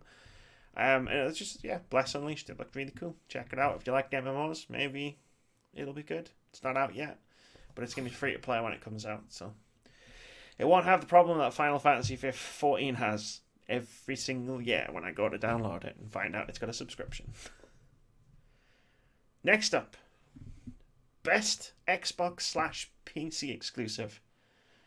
I'm going to go first. Keith, I had to dig fucking deep on this one. For the reasons that I mentioned when we were talking about the press conference, we saw jack shit from most of the games Microsoft showed at their presentation. But I dug deep. I found 4 games that I can talk about. The winner, the best Xbox/PC exclusive, is Tunic. You might remember it from last year. It's the isometric Zelda-like adventure game which stars a fox with a sword. Oh, yes, I do remember that now. Yeah. And it looks really cool. It's really adorable. And I saw the developers playing it for like 15 minutes on Twitch. Looks really good. Like, can't fault it. I like that kind of game. But it says something about Microsoft's showing this year that I had to dig that deep to pull that out. My honorable mentions, 12 minutes. Because it looked really intense. And apparently the game is going to be about 6 hours long. 6 to 8 hours, the developer says. That's pretty crazy for a time loop that only lasts 12 minutes at a time. So I'm interested to see how that plays out over the course of quite a long sort of playtime. Blair Witch, which I didn't realise until my PlayStation 4 owning friend asked me if it was coming out to PS4, and I was like, oh, no, it's a Microsoft game. It's coming to Game Pass, and it's not coming to any other platforms. And the last one was Bleeding Edge, because I had to dig too deep, and that 15 seconds of gameplay I saw of Bleeding Edge was better than the minute of gameplay I saw of Gears 5. Yeah. Go figure. Oh, God. I'll pass the mic over to you. Right. So I didn't dig deep to find out what games were exclusive and what weren't. So I didn't know 12 Minutes or Blair Witch were That's exclusive. fine. Yeah. So I went with the one that got you really excited as my Xbox exclusive, which was Halo Infinite. I mean, I have a rule. You know the rule. Yeah. It doesn't apply to everybody else. Like, I don't apply it to anyone except myself. It's just a rule for me personally, where it's like gameplay or it doesn't count. Yeah. We did see gameplay. Not very much gameplay. We watched a couple of seconds of what is the basically setting up your controller, which we get in every single Halo game. Yeah. Where it's like, oh, we'll charge up your shield, look left, look right, something. But yeah, yeah. So that's the one I put on the top spot. Next up was the Microsoft Flight Sim. Looks amazing, and there's also a game I can't really see appearing anywhere else. Yeah. So I knew that would be an exclusive, and then it was basically like, yeah, the Gears 5 games that they've got coming out because they've got a load. I mean, they've got Gears Pop mobile game. They've got the Tactics thing. We saw Pop, but we didn't see the other one, Tactics. Tactics, yeah. Which sucks, because I like the look of Tactics. It was one of those where it's like, shit. I had to dig so deep, I think I found the core of the Earth. Like, just for that. Like, fucking mental. In one regard. But yeah, sounds good. Next up, a slightly different award. It's the time for the most heartwarming moment. Keith, what was your most heartwarming moment of E3? Ikumi Nakamura.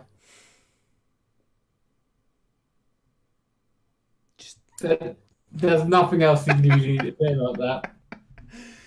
Okay. Do you have any honorable mentions? I do. Keanu Reeves dealing with the heckler. Where it's like, you're beautiful. You're beautiful.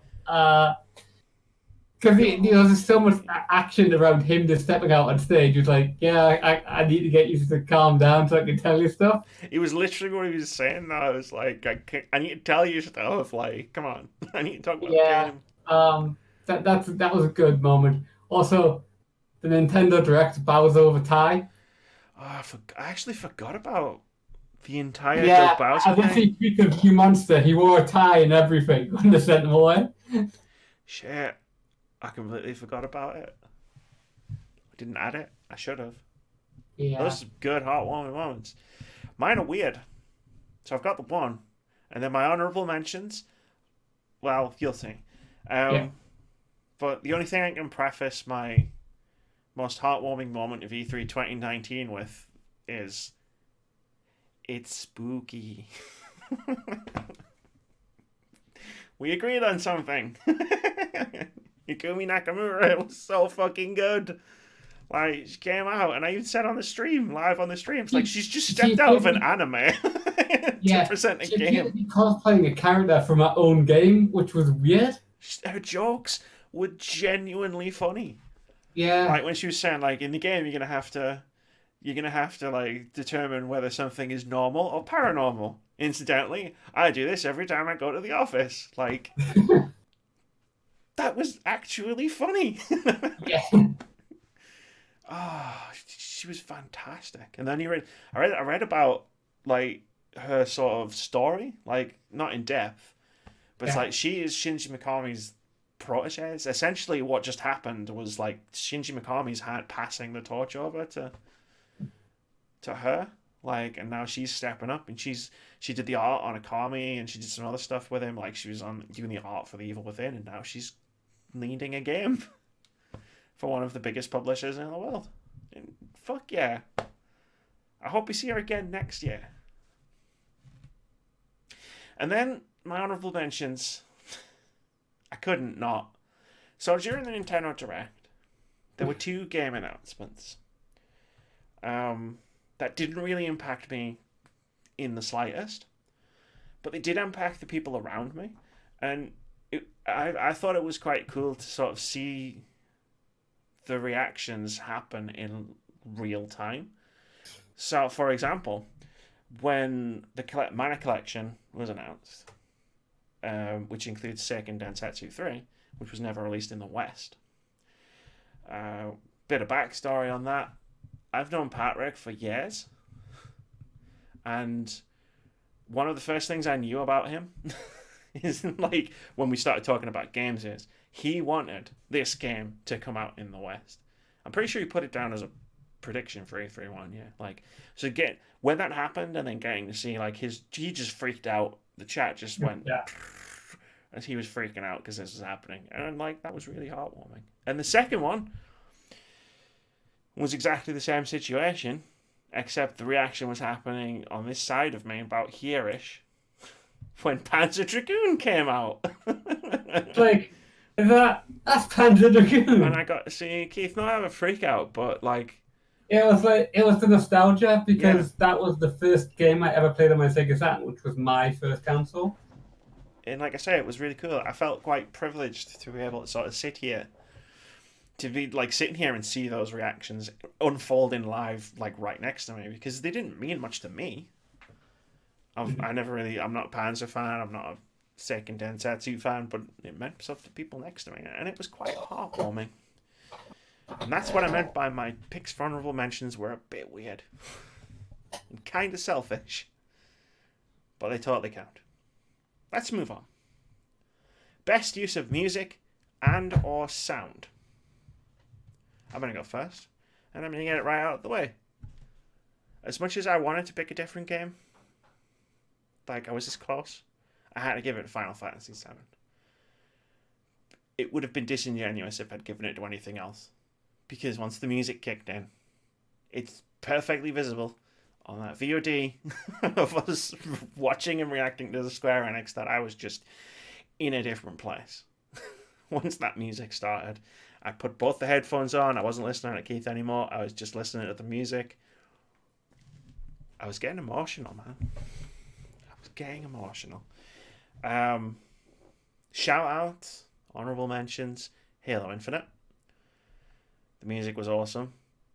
Like, I said it, you said it before, alluded to it before, I said it on the stream. It was weird that the bit that got me the most was hearing, like, the shield recharge. Yeah. But then I think about it, I must have heard that sound thousands of times. Like, from playing, like, Halo. And, like, it's been a long time since a new Halo. So when it happened at the conference and it was like, beep, beep, beep, beep, whoop, I was like, oh, fuck. I'm just reliving, like, so many, like, older nostalgic memories right now. The music was good, too. Another honorable mention, Breath of the Wild 2. Best use of music. Like, the backwards music was really cool. And really creepy. And this one goes purely for sound because I don't think I heard any music related to the game, but it's Ancestors: The Humankind Odyssey. When I was watching the games director, Patrice Desolé, talk about the game, watching him talk about games is really, really like engrossing. Like he's a really passionate, really cool guy. But they showed the gameplay, and they had the sound with the gameplay. I think it was on GameSpot, and like having the headphones on and hearing the ambient noise of the world that they created for Ancestors, it was like, well, I can see myself really easily getting lost in this world because of the sound design. So I couldn't not give it an honourable mention. Keith, best use of music and or sound? I'm going to go for sound first. And that sound is what you heard kind of before you go back for clip and noise with the unnamed Zelda sequel. Which is that really creepy sort of like you can hear things like around you. Kind of reminded me a little bit of like the first Halo game when like before you encounter the flood and everything's really quiet. So so I quite like that. It's a historical moment. Keith just awarded an award to a Nintendo game in a non-Nintendo category. Yeah. What are your honourable mentions? My honourable mention for the music is Val Faris. Basically, the game Russell would love. I was about to say, is that the Russell music game? Where it looks like a 40k character just like trucks up and goes sideways across the battle. Yeah, that had some awesome music, and I saw your head bobbing when we saw that. Deathloop had I can't remember the name of the song at the moment, but that had a song playing in the background as you were dying over and over again. Or they were dying over and over again. And finally, the Ubisoft Assassin's Creed Orchestra, which opened up the Ubisoft presentation. I totally forgot about that. I thought you had. The only time I've ever turned our microphone off. Yes. It allowed us to just bathe in what was happening on the stage in front of us. That was really cool. I stand by my choices, though. That was a really cool one. Speaking of really cool, this is about the halfway point, so it seems like a good time to bring up the longest award, titled award in our cabinet. The Mention Anything You Want category for mentioning anything you want, also known as the dealer's choice. Keith, mention anything you want about E3 2019. Why did developers turn up with nothing to show? That is a good question. The prime example of this was getting Mike Mills from Seattle to LA just to come out and stand next to a developer and go, yeah, Baldur's Gate 3 is a thing. He did plug the Baldur's Gate RPG module coming out. Which I'm sure is why Wizards of the Coast was there. But why were they at the PC Gaming show? They showed the trailer again, I think, and spoke briefly about what you were seeing, and that was it. The best thing is nothing more than the original review. Those two guys both turned up in interviews, and I watched the Baldur's Gate 3 interview, and it was exactly the same situation. The guy whose name I forget from Larian Studios did most of the talking. Yeah. Because people wanted to know about Baldur's Gate 3. Yeah. And then at some point, partway through, the D&D guy just plugged the Baldur's Gate tabletop thing, and then that was his entire contribution. I was like, wow, okay. Yeah, it's like, there's obviously too early to say anything about the game, but yeah. I mean, we don't even know roughly when it's coming out. Like, I see your point. Yeah. My mention anything you want category for mentioning anything you want, aka the dealer's choice, is it's in two parts that are linked. 2019 is going to be the year of Nintendo. 2020 is going to be fucking nuts on all fronts. Have you seen what's fucking coming out in the first half of next year? You sure what's coming out for the later half of this year? I'm sure half of it's going to get delayed, but we've got Final Fantasy VII and Advent Children. We've got Final Fantasy VII and Animal Crossing coming out in the same month. Like, seeing the games that came out with, like, 2020, not just, like, vague 2020 release dates, but actual release dates in 2020. Oh, jeez. Good luck anyone trying to make a Game of the Year list in 2020. If even half of these games live up to the hype, it's gonna be...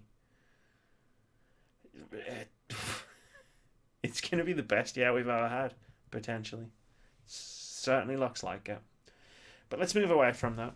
I thought that was going to be a nice break in between to talk about the best non-gameplay trailer. Keith, I got to give it to the one and only, the only trailer that transported me back through time. Halo Infinite. It was long, it was meaty. We didn't see any gameplay apart from like 2 seconds. I knew it weren't. Yeah. But it did what it needed to do for me. It got me there to the place where I'm like, okay, now that it's not just a concept, now it's a thing with like characters and a story, and I still don't know much about the game, but I'm interested to learn more. Whereas after last year's, it was just like, what the fuck's the slip space engine, and why do I care about that? Yeah. So that was my best non-gameplay trailer. Honorable mentions: Breath of the Wild 2. That trailer was dope. I think partially because of the surprise. Fall Guys Ultimate Knockout, because it told me everything I needed to know in a minute. Like, we talk about like games that haven't like come with gameplay, right? So it's like Deathloop. We don't know what that game is, even though we saw like 3 or 4 minute trailer for it. We saw a 1 minute trailer for Fall Guys, and I know exactly what that game is. Yeah. That's the sort of mark of a good trailer. And the last one is Skatebird, because it's a bird on a skateboard. Skateboarding. Yeah. Sometimes it's just that simple. Indeed. Keith, what was your best non-gameplay trailer? GhostLine Tokyo. Nice. Solid. Yeah. For the honorable mentions, I'm not sure how you'll feel about this, but I put Ori and the Will of the Wisps in there because I think there were fragments of gameplay as Ori was running away from stuff. Yeah, I thought about this about 10 minutes before we started recording. When I was looking through all this, I was like, what I meant was like not a gameplay demo. Yeah. Like, there's gameplay in the trailer. In the gameplay, unless you count, there's like a couple of seconds of running away. Yeah. Also on there is Breath of the Wild reveal, because that was just awesome. The sound and the cinematography. Like, so I was like, come with me, Link. We'll go on this journey underneath the castle. Oh no! Oh no! Like, this is like the Blair Witch Project. If the Blair Witch Project was underground. I do love the fact that I was wearing my Majora's Mask t-shirt for that direction. Yes, that was an awesome bit of I was like, oh shit. I also put Greedfall on there as well. Cool. I know I'm going to have to watch that again, because you mentioned it twice now, and I know that I liked it. Yeah. I don't remember much about it. Yeah, that's how it's like. Mostly it's there because it stuck into my head. It actually made an impression, as opposed to some of the other games which just went straight over. Like I've got no idea what it kind of is. I just know I would like to know a little bit more about it. Fair. That's fair. Best surprise is the next category. Keith, it's take the stage. Keanu Reeves taking the stage. Just like when the thing opened, the smoke, and like the guy walking, I was like, just the silhouette, it's like, that's Keanu Reeves. Yeah, we got it from everybody got it from the silhouette. It was awesome. That's awesome. My honorable mentions, the Breath of the Wild sequel, which looks like it's not a straight Majora Mask, but it's definitely the feel, and that's also what they did for like the only like direct sequel of done this Majora's Mask. In the 3D games, yes. Patrick did point out that some of the other games have had direct sequels. When I said that on the stream. Yeah. But I mean, yes. Zelda's never been my thing. I've never played a Zelda game proper before, but I did really love that gameplay, that trailer. And my final bit is Grandma's kicking ass from Watch Dogs Legion. Helen. Yeah. Oh, Helen. I think she was one of the most popular characters in E3. Yeah. Oh, dear. There was a beep, and now we're back. Don't worry about it, technical difficulties. Right. For my best surprise, Breath of the Wild sequel. Because I was legitimately surprised. Like, even the stuff that was kind of surprising, like Banjo, I'd speculated and theorized and knew about it. Literally, if you go back to the podcast before this one last week, and I did this just to check to make sure I was right. When we're talking about Nintendo games, I literally go, do you think they're going to do a Legend of Zelda sequel? And Patrick goes, nah. And you shake your head. And then I go, nah, and move on. That was the entire conversation. And then it was just a great, awesome moment. And it was such a good trailer. For my runners-up, Devolver Bootleg. Not because of what it is, but because it's real. The concept? It's real. Like, it's a thing. Yeah. And you can buy it and download it and play all the games, and it should just be a joke, but it's not. Yeah, I like the thing, like, it's like you buy basically a link to a storefront where they sit like selling bootleg versions of their own games. It's like, yeah, that's because other people are doing it on Steam. Yeah. And I kind of like it. It was really cool. My last one was Double Fine being bought by Microsoft. One, because Tim Schafer made some awesome jokes. And two, because I like the idea of... It's like with all the studios that they've bought. I like the idea of Double Fine with that kind of backing and resources to see what they'll do next. Once Psychonauts is done. Because that's cool. Because most of their games are kickstarted. So it'll be cool now that they don't have to go out and ask for money from crowdfunding and stuff. And it's just Microsoft is just going to foot the bill. And we're going to get some cool new games in Game Pass. Those are my honorable mentions. We're going to move on to best Nintendo exclusive. I didn't have to dig as deep from this one, Keith. As I did with Microsoft, surprisingly. Full disclosure, Cadence of Hyrule probably would have been on this on here somewhere. But I've played it, I've beat it. It doesn't really seem right to put a game I've completed in here, just in the spirit of what it is. So instead, I'm going to go with the next game that's coming out from Nintendo, which is Super Mario Maker 2. They did 3 separate gameplay bits over like the course of like 2 days. And the one I really focused on was the one about the gameplay, like playing the game as opposed to the building, because I'm not going to build courses. But I'm still going to love the shit out of Mario Maker 2 because I'm going to play all of the courses that people have built.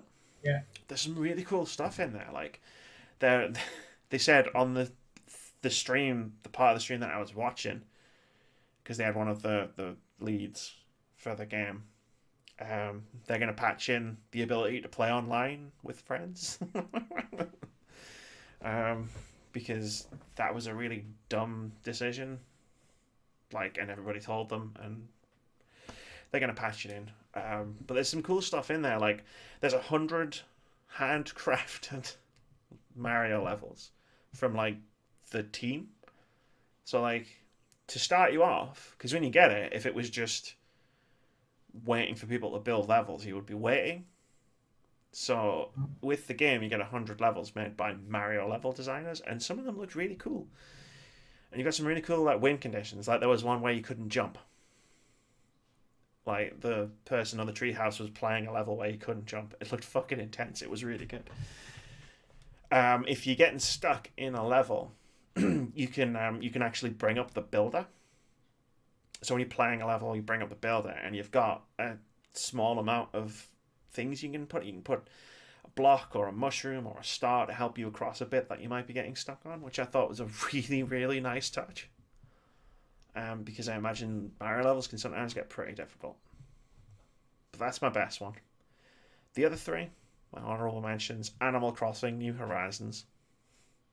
I mean, that's a surprise to anybody who knows me. Or who watched the last episode of Friendly Debates. So we're talking about Porsche and Stardew Valley. Link's Awakening, which moved up on my radar because custom dungeons. Like, it was like, this is going to be cool, to shit, this is going to be really cool. And lastly, Trials of Mana, not the version that comes in the collection, the Mana collection, but the remake actually looks pretty good. I know they showed like a side-by-side comparison thing, and it did look really cool. But there was so many Nintendo games at E3 that it was hard to narrow it down. Keith, best Nintendo exclusive? Luigi's Mansion 3. I can dig it. That game looks fun. It does, doesn't it? With or without you playing as Gooey. Yeah. I gotcha. Honorable mentions: Fire Emblem Three Houses. Nice. Yep. Zelda Link's Awakening. And the Breath of the Wild sequel. Fair enough. I mean, I can't fault any of those picks. Luigi's Mansion 3 does look fucking fun. Yeah. Like, I get the sense as well. Like, Luigi's such a great... Why is Luigi not the protagonist more often? He's so cool. And he's adorable. And he wears a bow tie. And it's just like the animations. And when he's like... When the ghost and he's like... Scared. I don't know. Maybe, yeah.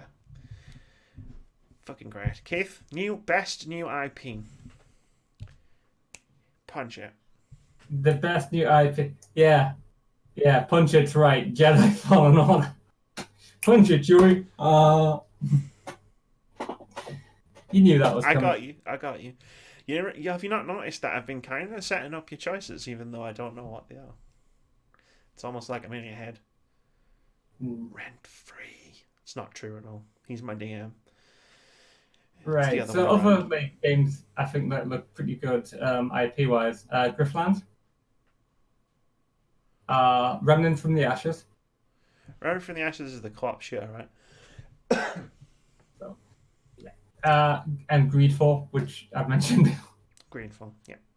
Fair enough. Yeah, and the IP was thin on the ground this year. Yeah. I noticed it when I was trying to figure out what I was going to put on this list. It was like, ooh. Yeah. Not many.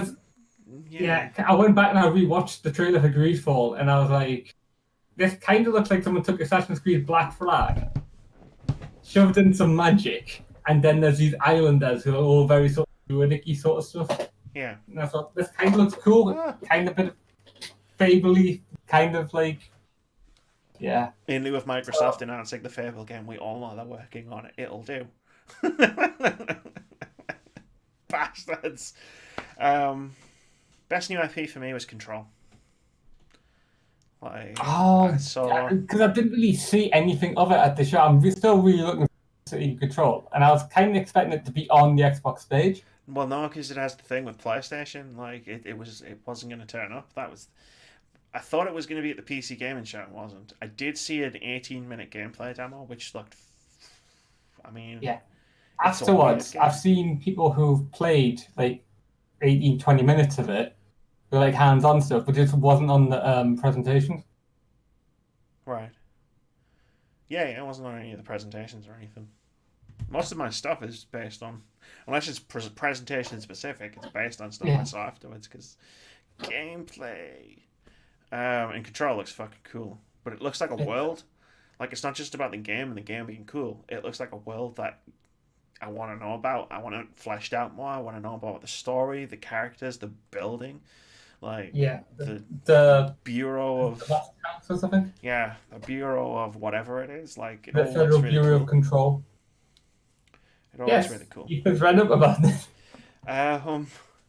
What was that? I don't know. My honourable mentions go to The Outer World.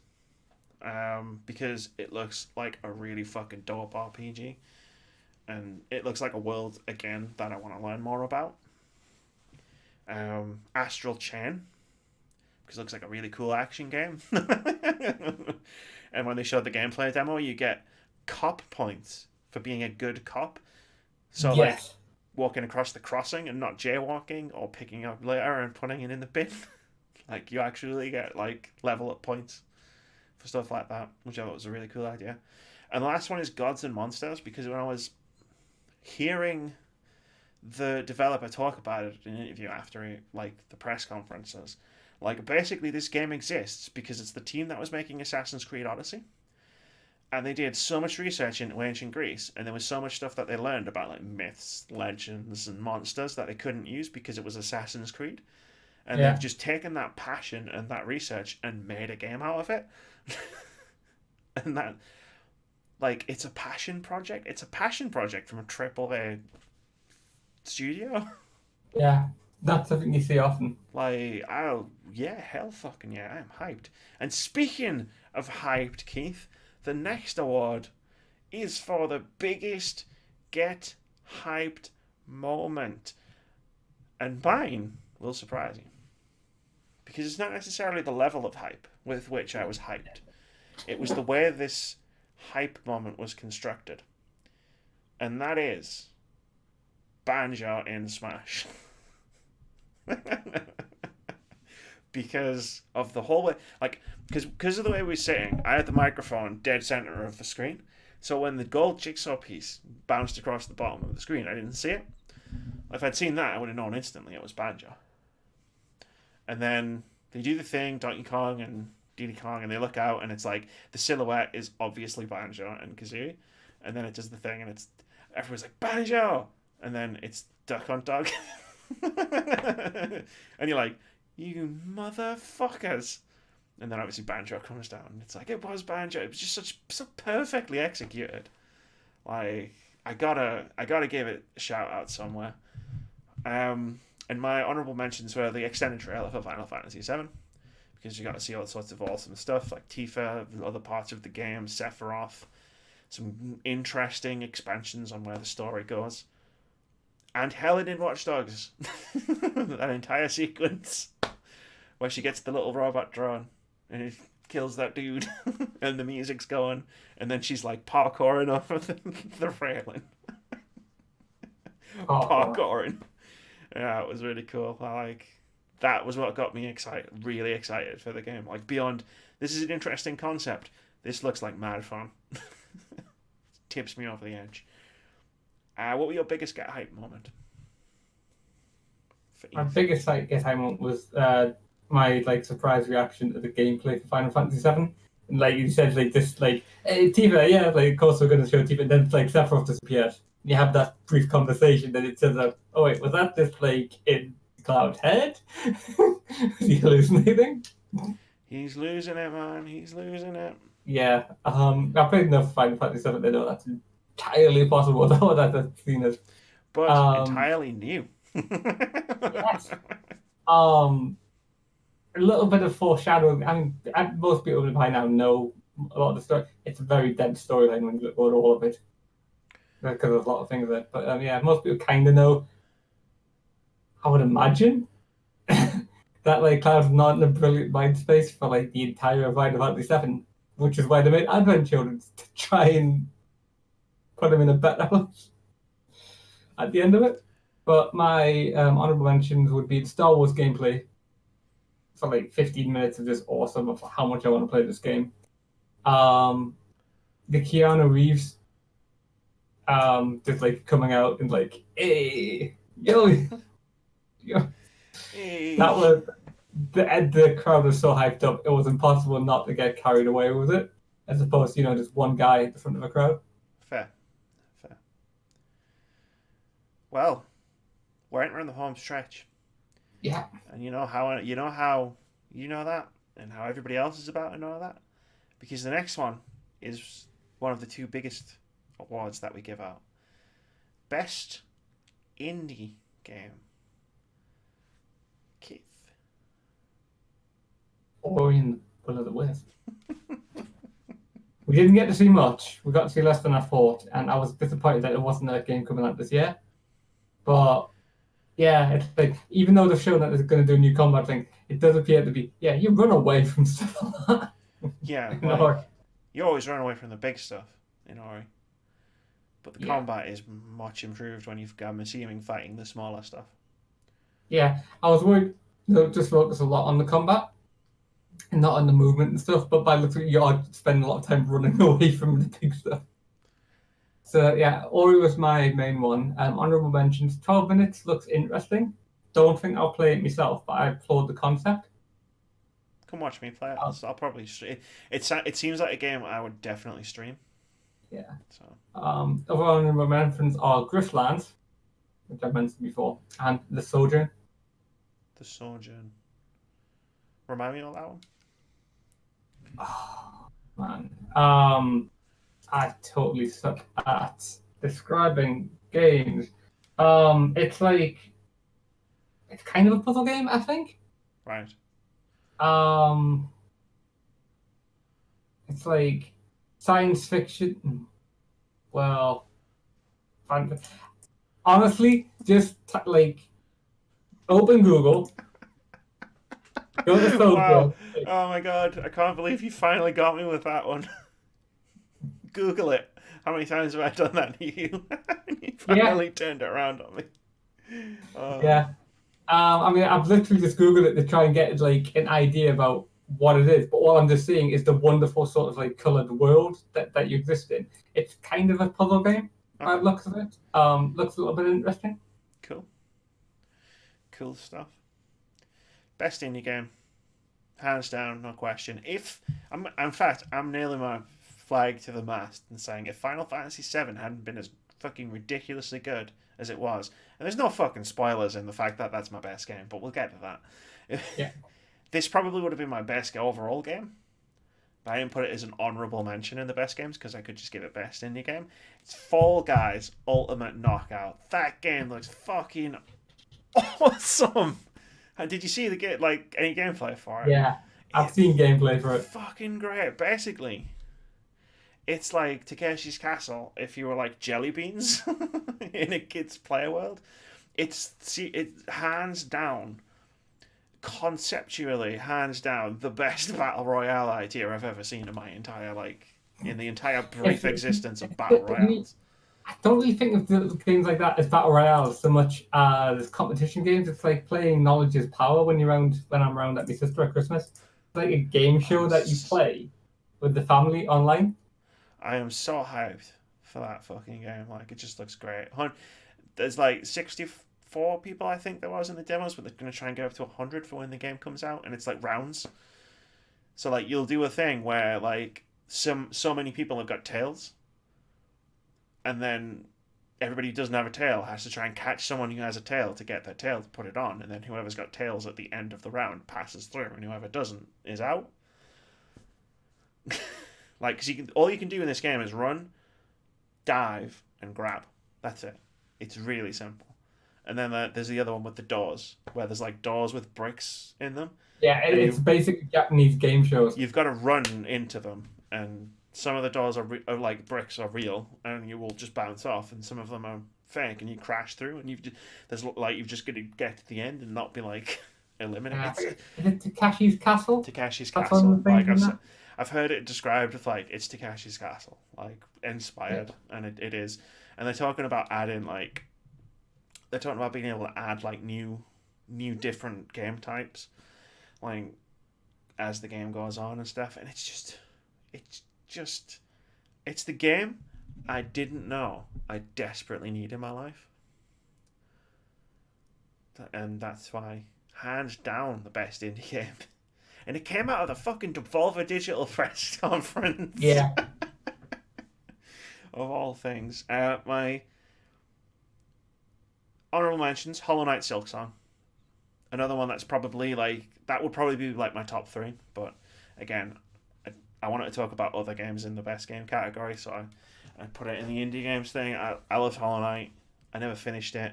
Silksong makes some changes that look really awesome, and I can't wait to play it. Ancestors, the Humankind Odyssey. That looks like it's going to be a really cool world to exist in. Yeah. climbing the trees. The world looks really great. It looks really immersive. It looks really chilled as a game. I'm not sure what you actually do in the game.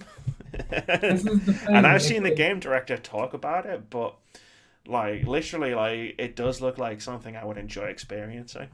Like even if it is just sort of like a chilled open world exploration game. Where you play as monkeys, primates. I'm not kicking that debate off again. And the last one is Planet Zoo because it just looks really cool, and I love Planet Coaster. The moment has come. Indeed, it has. For best game. And Indeed. because, I mean, I knew I was going to go first because I knew I was going to spill the beans in the previous category. Yeah. Best game is Final Fantasy VII. Shocking no one. Shocking absolutely no one. Final Fantasy VII, hands down, was the best game at E3 2019. Is that mostly nostalgia driven? Yeah, probably. When I look back on this critically 12 months from now, and I think there were better games at E3, yeah, I probably will. But right now, like Final Fantasy VII, they had me, I said this on the stream, they had me in the palm of their hand for that entire presentation. And I wasn't the only one, and they knew it. And the person I identified with most in E3 2019 was the person who, after the trailer had played for Final Fantasy VII, in the audience, you could just hear him in the distance scream, "Take my wallet, take everything I have."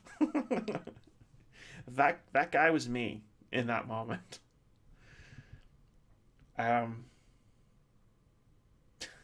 Honorable mentions: Super Mario Maker 2, and Animal Crossing, New Horizons, two really, really, really solid, strong Nintendo games, and Watch Dogs Legion.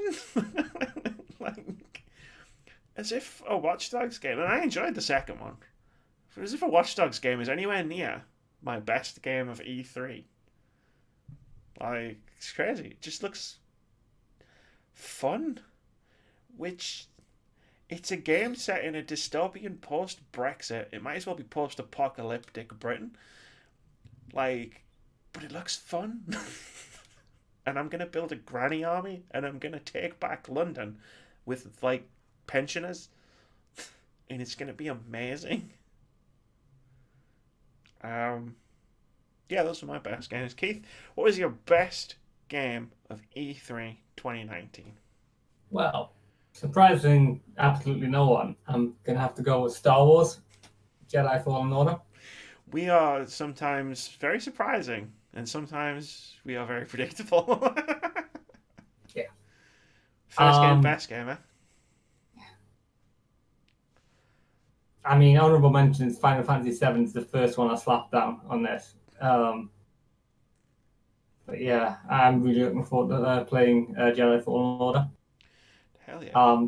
I love Respawn in their previous works. Jedi Fallen Order looks cool. So I'm looking forward to that. Not too long to wait. November 15th. Yeah, it's like 4 months exactly. Or 5 months exactly. 5 months. Yeah.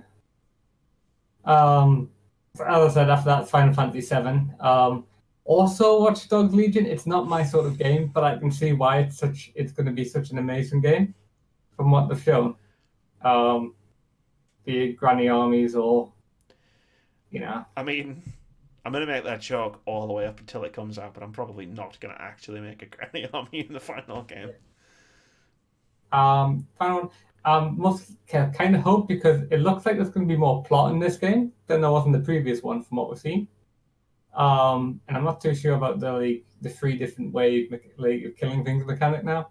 But Doom Eternal, I think that's going to be like a big selling game, definitely. Hoping they haven't tweaked it too much to get rid of the fast pacedness of it. Yeah, I do hope that +1 life thing is a run and not the main game. Otherwise, it's got lives. I don't think they'll have done that for the main game. Yeah, but it's got weird things in it. It's got demon corruption meters and stuff, which we didn't really see explained. Okay. Yeah, fair enough. But I can see why you would be nervous about yeah, something. yeah, especially what it looks like. It's like because the first game is sort of like, there's the plot, you go this way. Yeah, kill. it's Yeah, like it's it's like like no, it's like Avengers, right? Where he's telling everyone what to do. yeah, Hulk, smash. That's Doom. That's Doom. Doom, smash. yeah, Here's yeah. some metal. I mean, I'm definitely looking forward to it. And it looks like the visuals look great and everything. I do have that little niggle in the back of my head that there's a couple of things in that review that looks a little questionable, but hopefully it ought to pan out right because I'm normally a bit of a pessimist. Yeah, that's true. I'm the optimist, and I said there was something about it that fell off as well. So, but I'm sure we're both wrong. We were wrong about. I had the same reservations about Doom, 2016. Mm-hmm. So, and look how that turned out. So that's the awards done. We're going to recap them in a second because there is one more thing. It's an E3 podcast. There had to be one more thing. Keith, I want to know the one thing that E3 2019 taught you. Taught me. Yes. I need a better chair. Yes. Perfect. Yeah, seriously, I've been sitting through this in like mild pain all the way through. That makes me feel really bad. Thanks. No, it's the thing. If I'm sitting here now, it's like I'm getting to the point where I'm getting a bit of lower back pain just from being at my computer and stuff. Okay. Well. Hopefully, it's a fair few long-hour shifts at work where I can't do that, and we'll sort that out. But yeah, I think I definitely time for a better chair.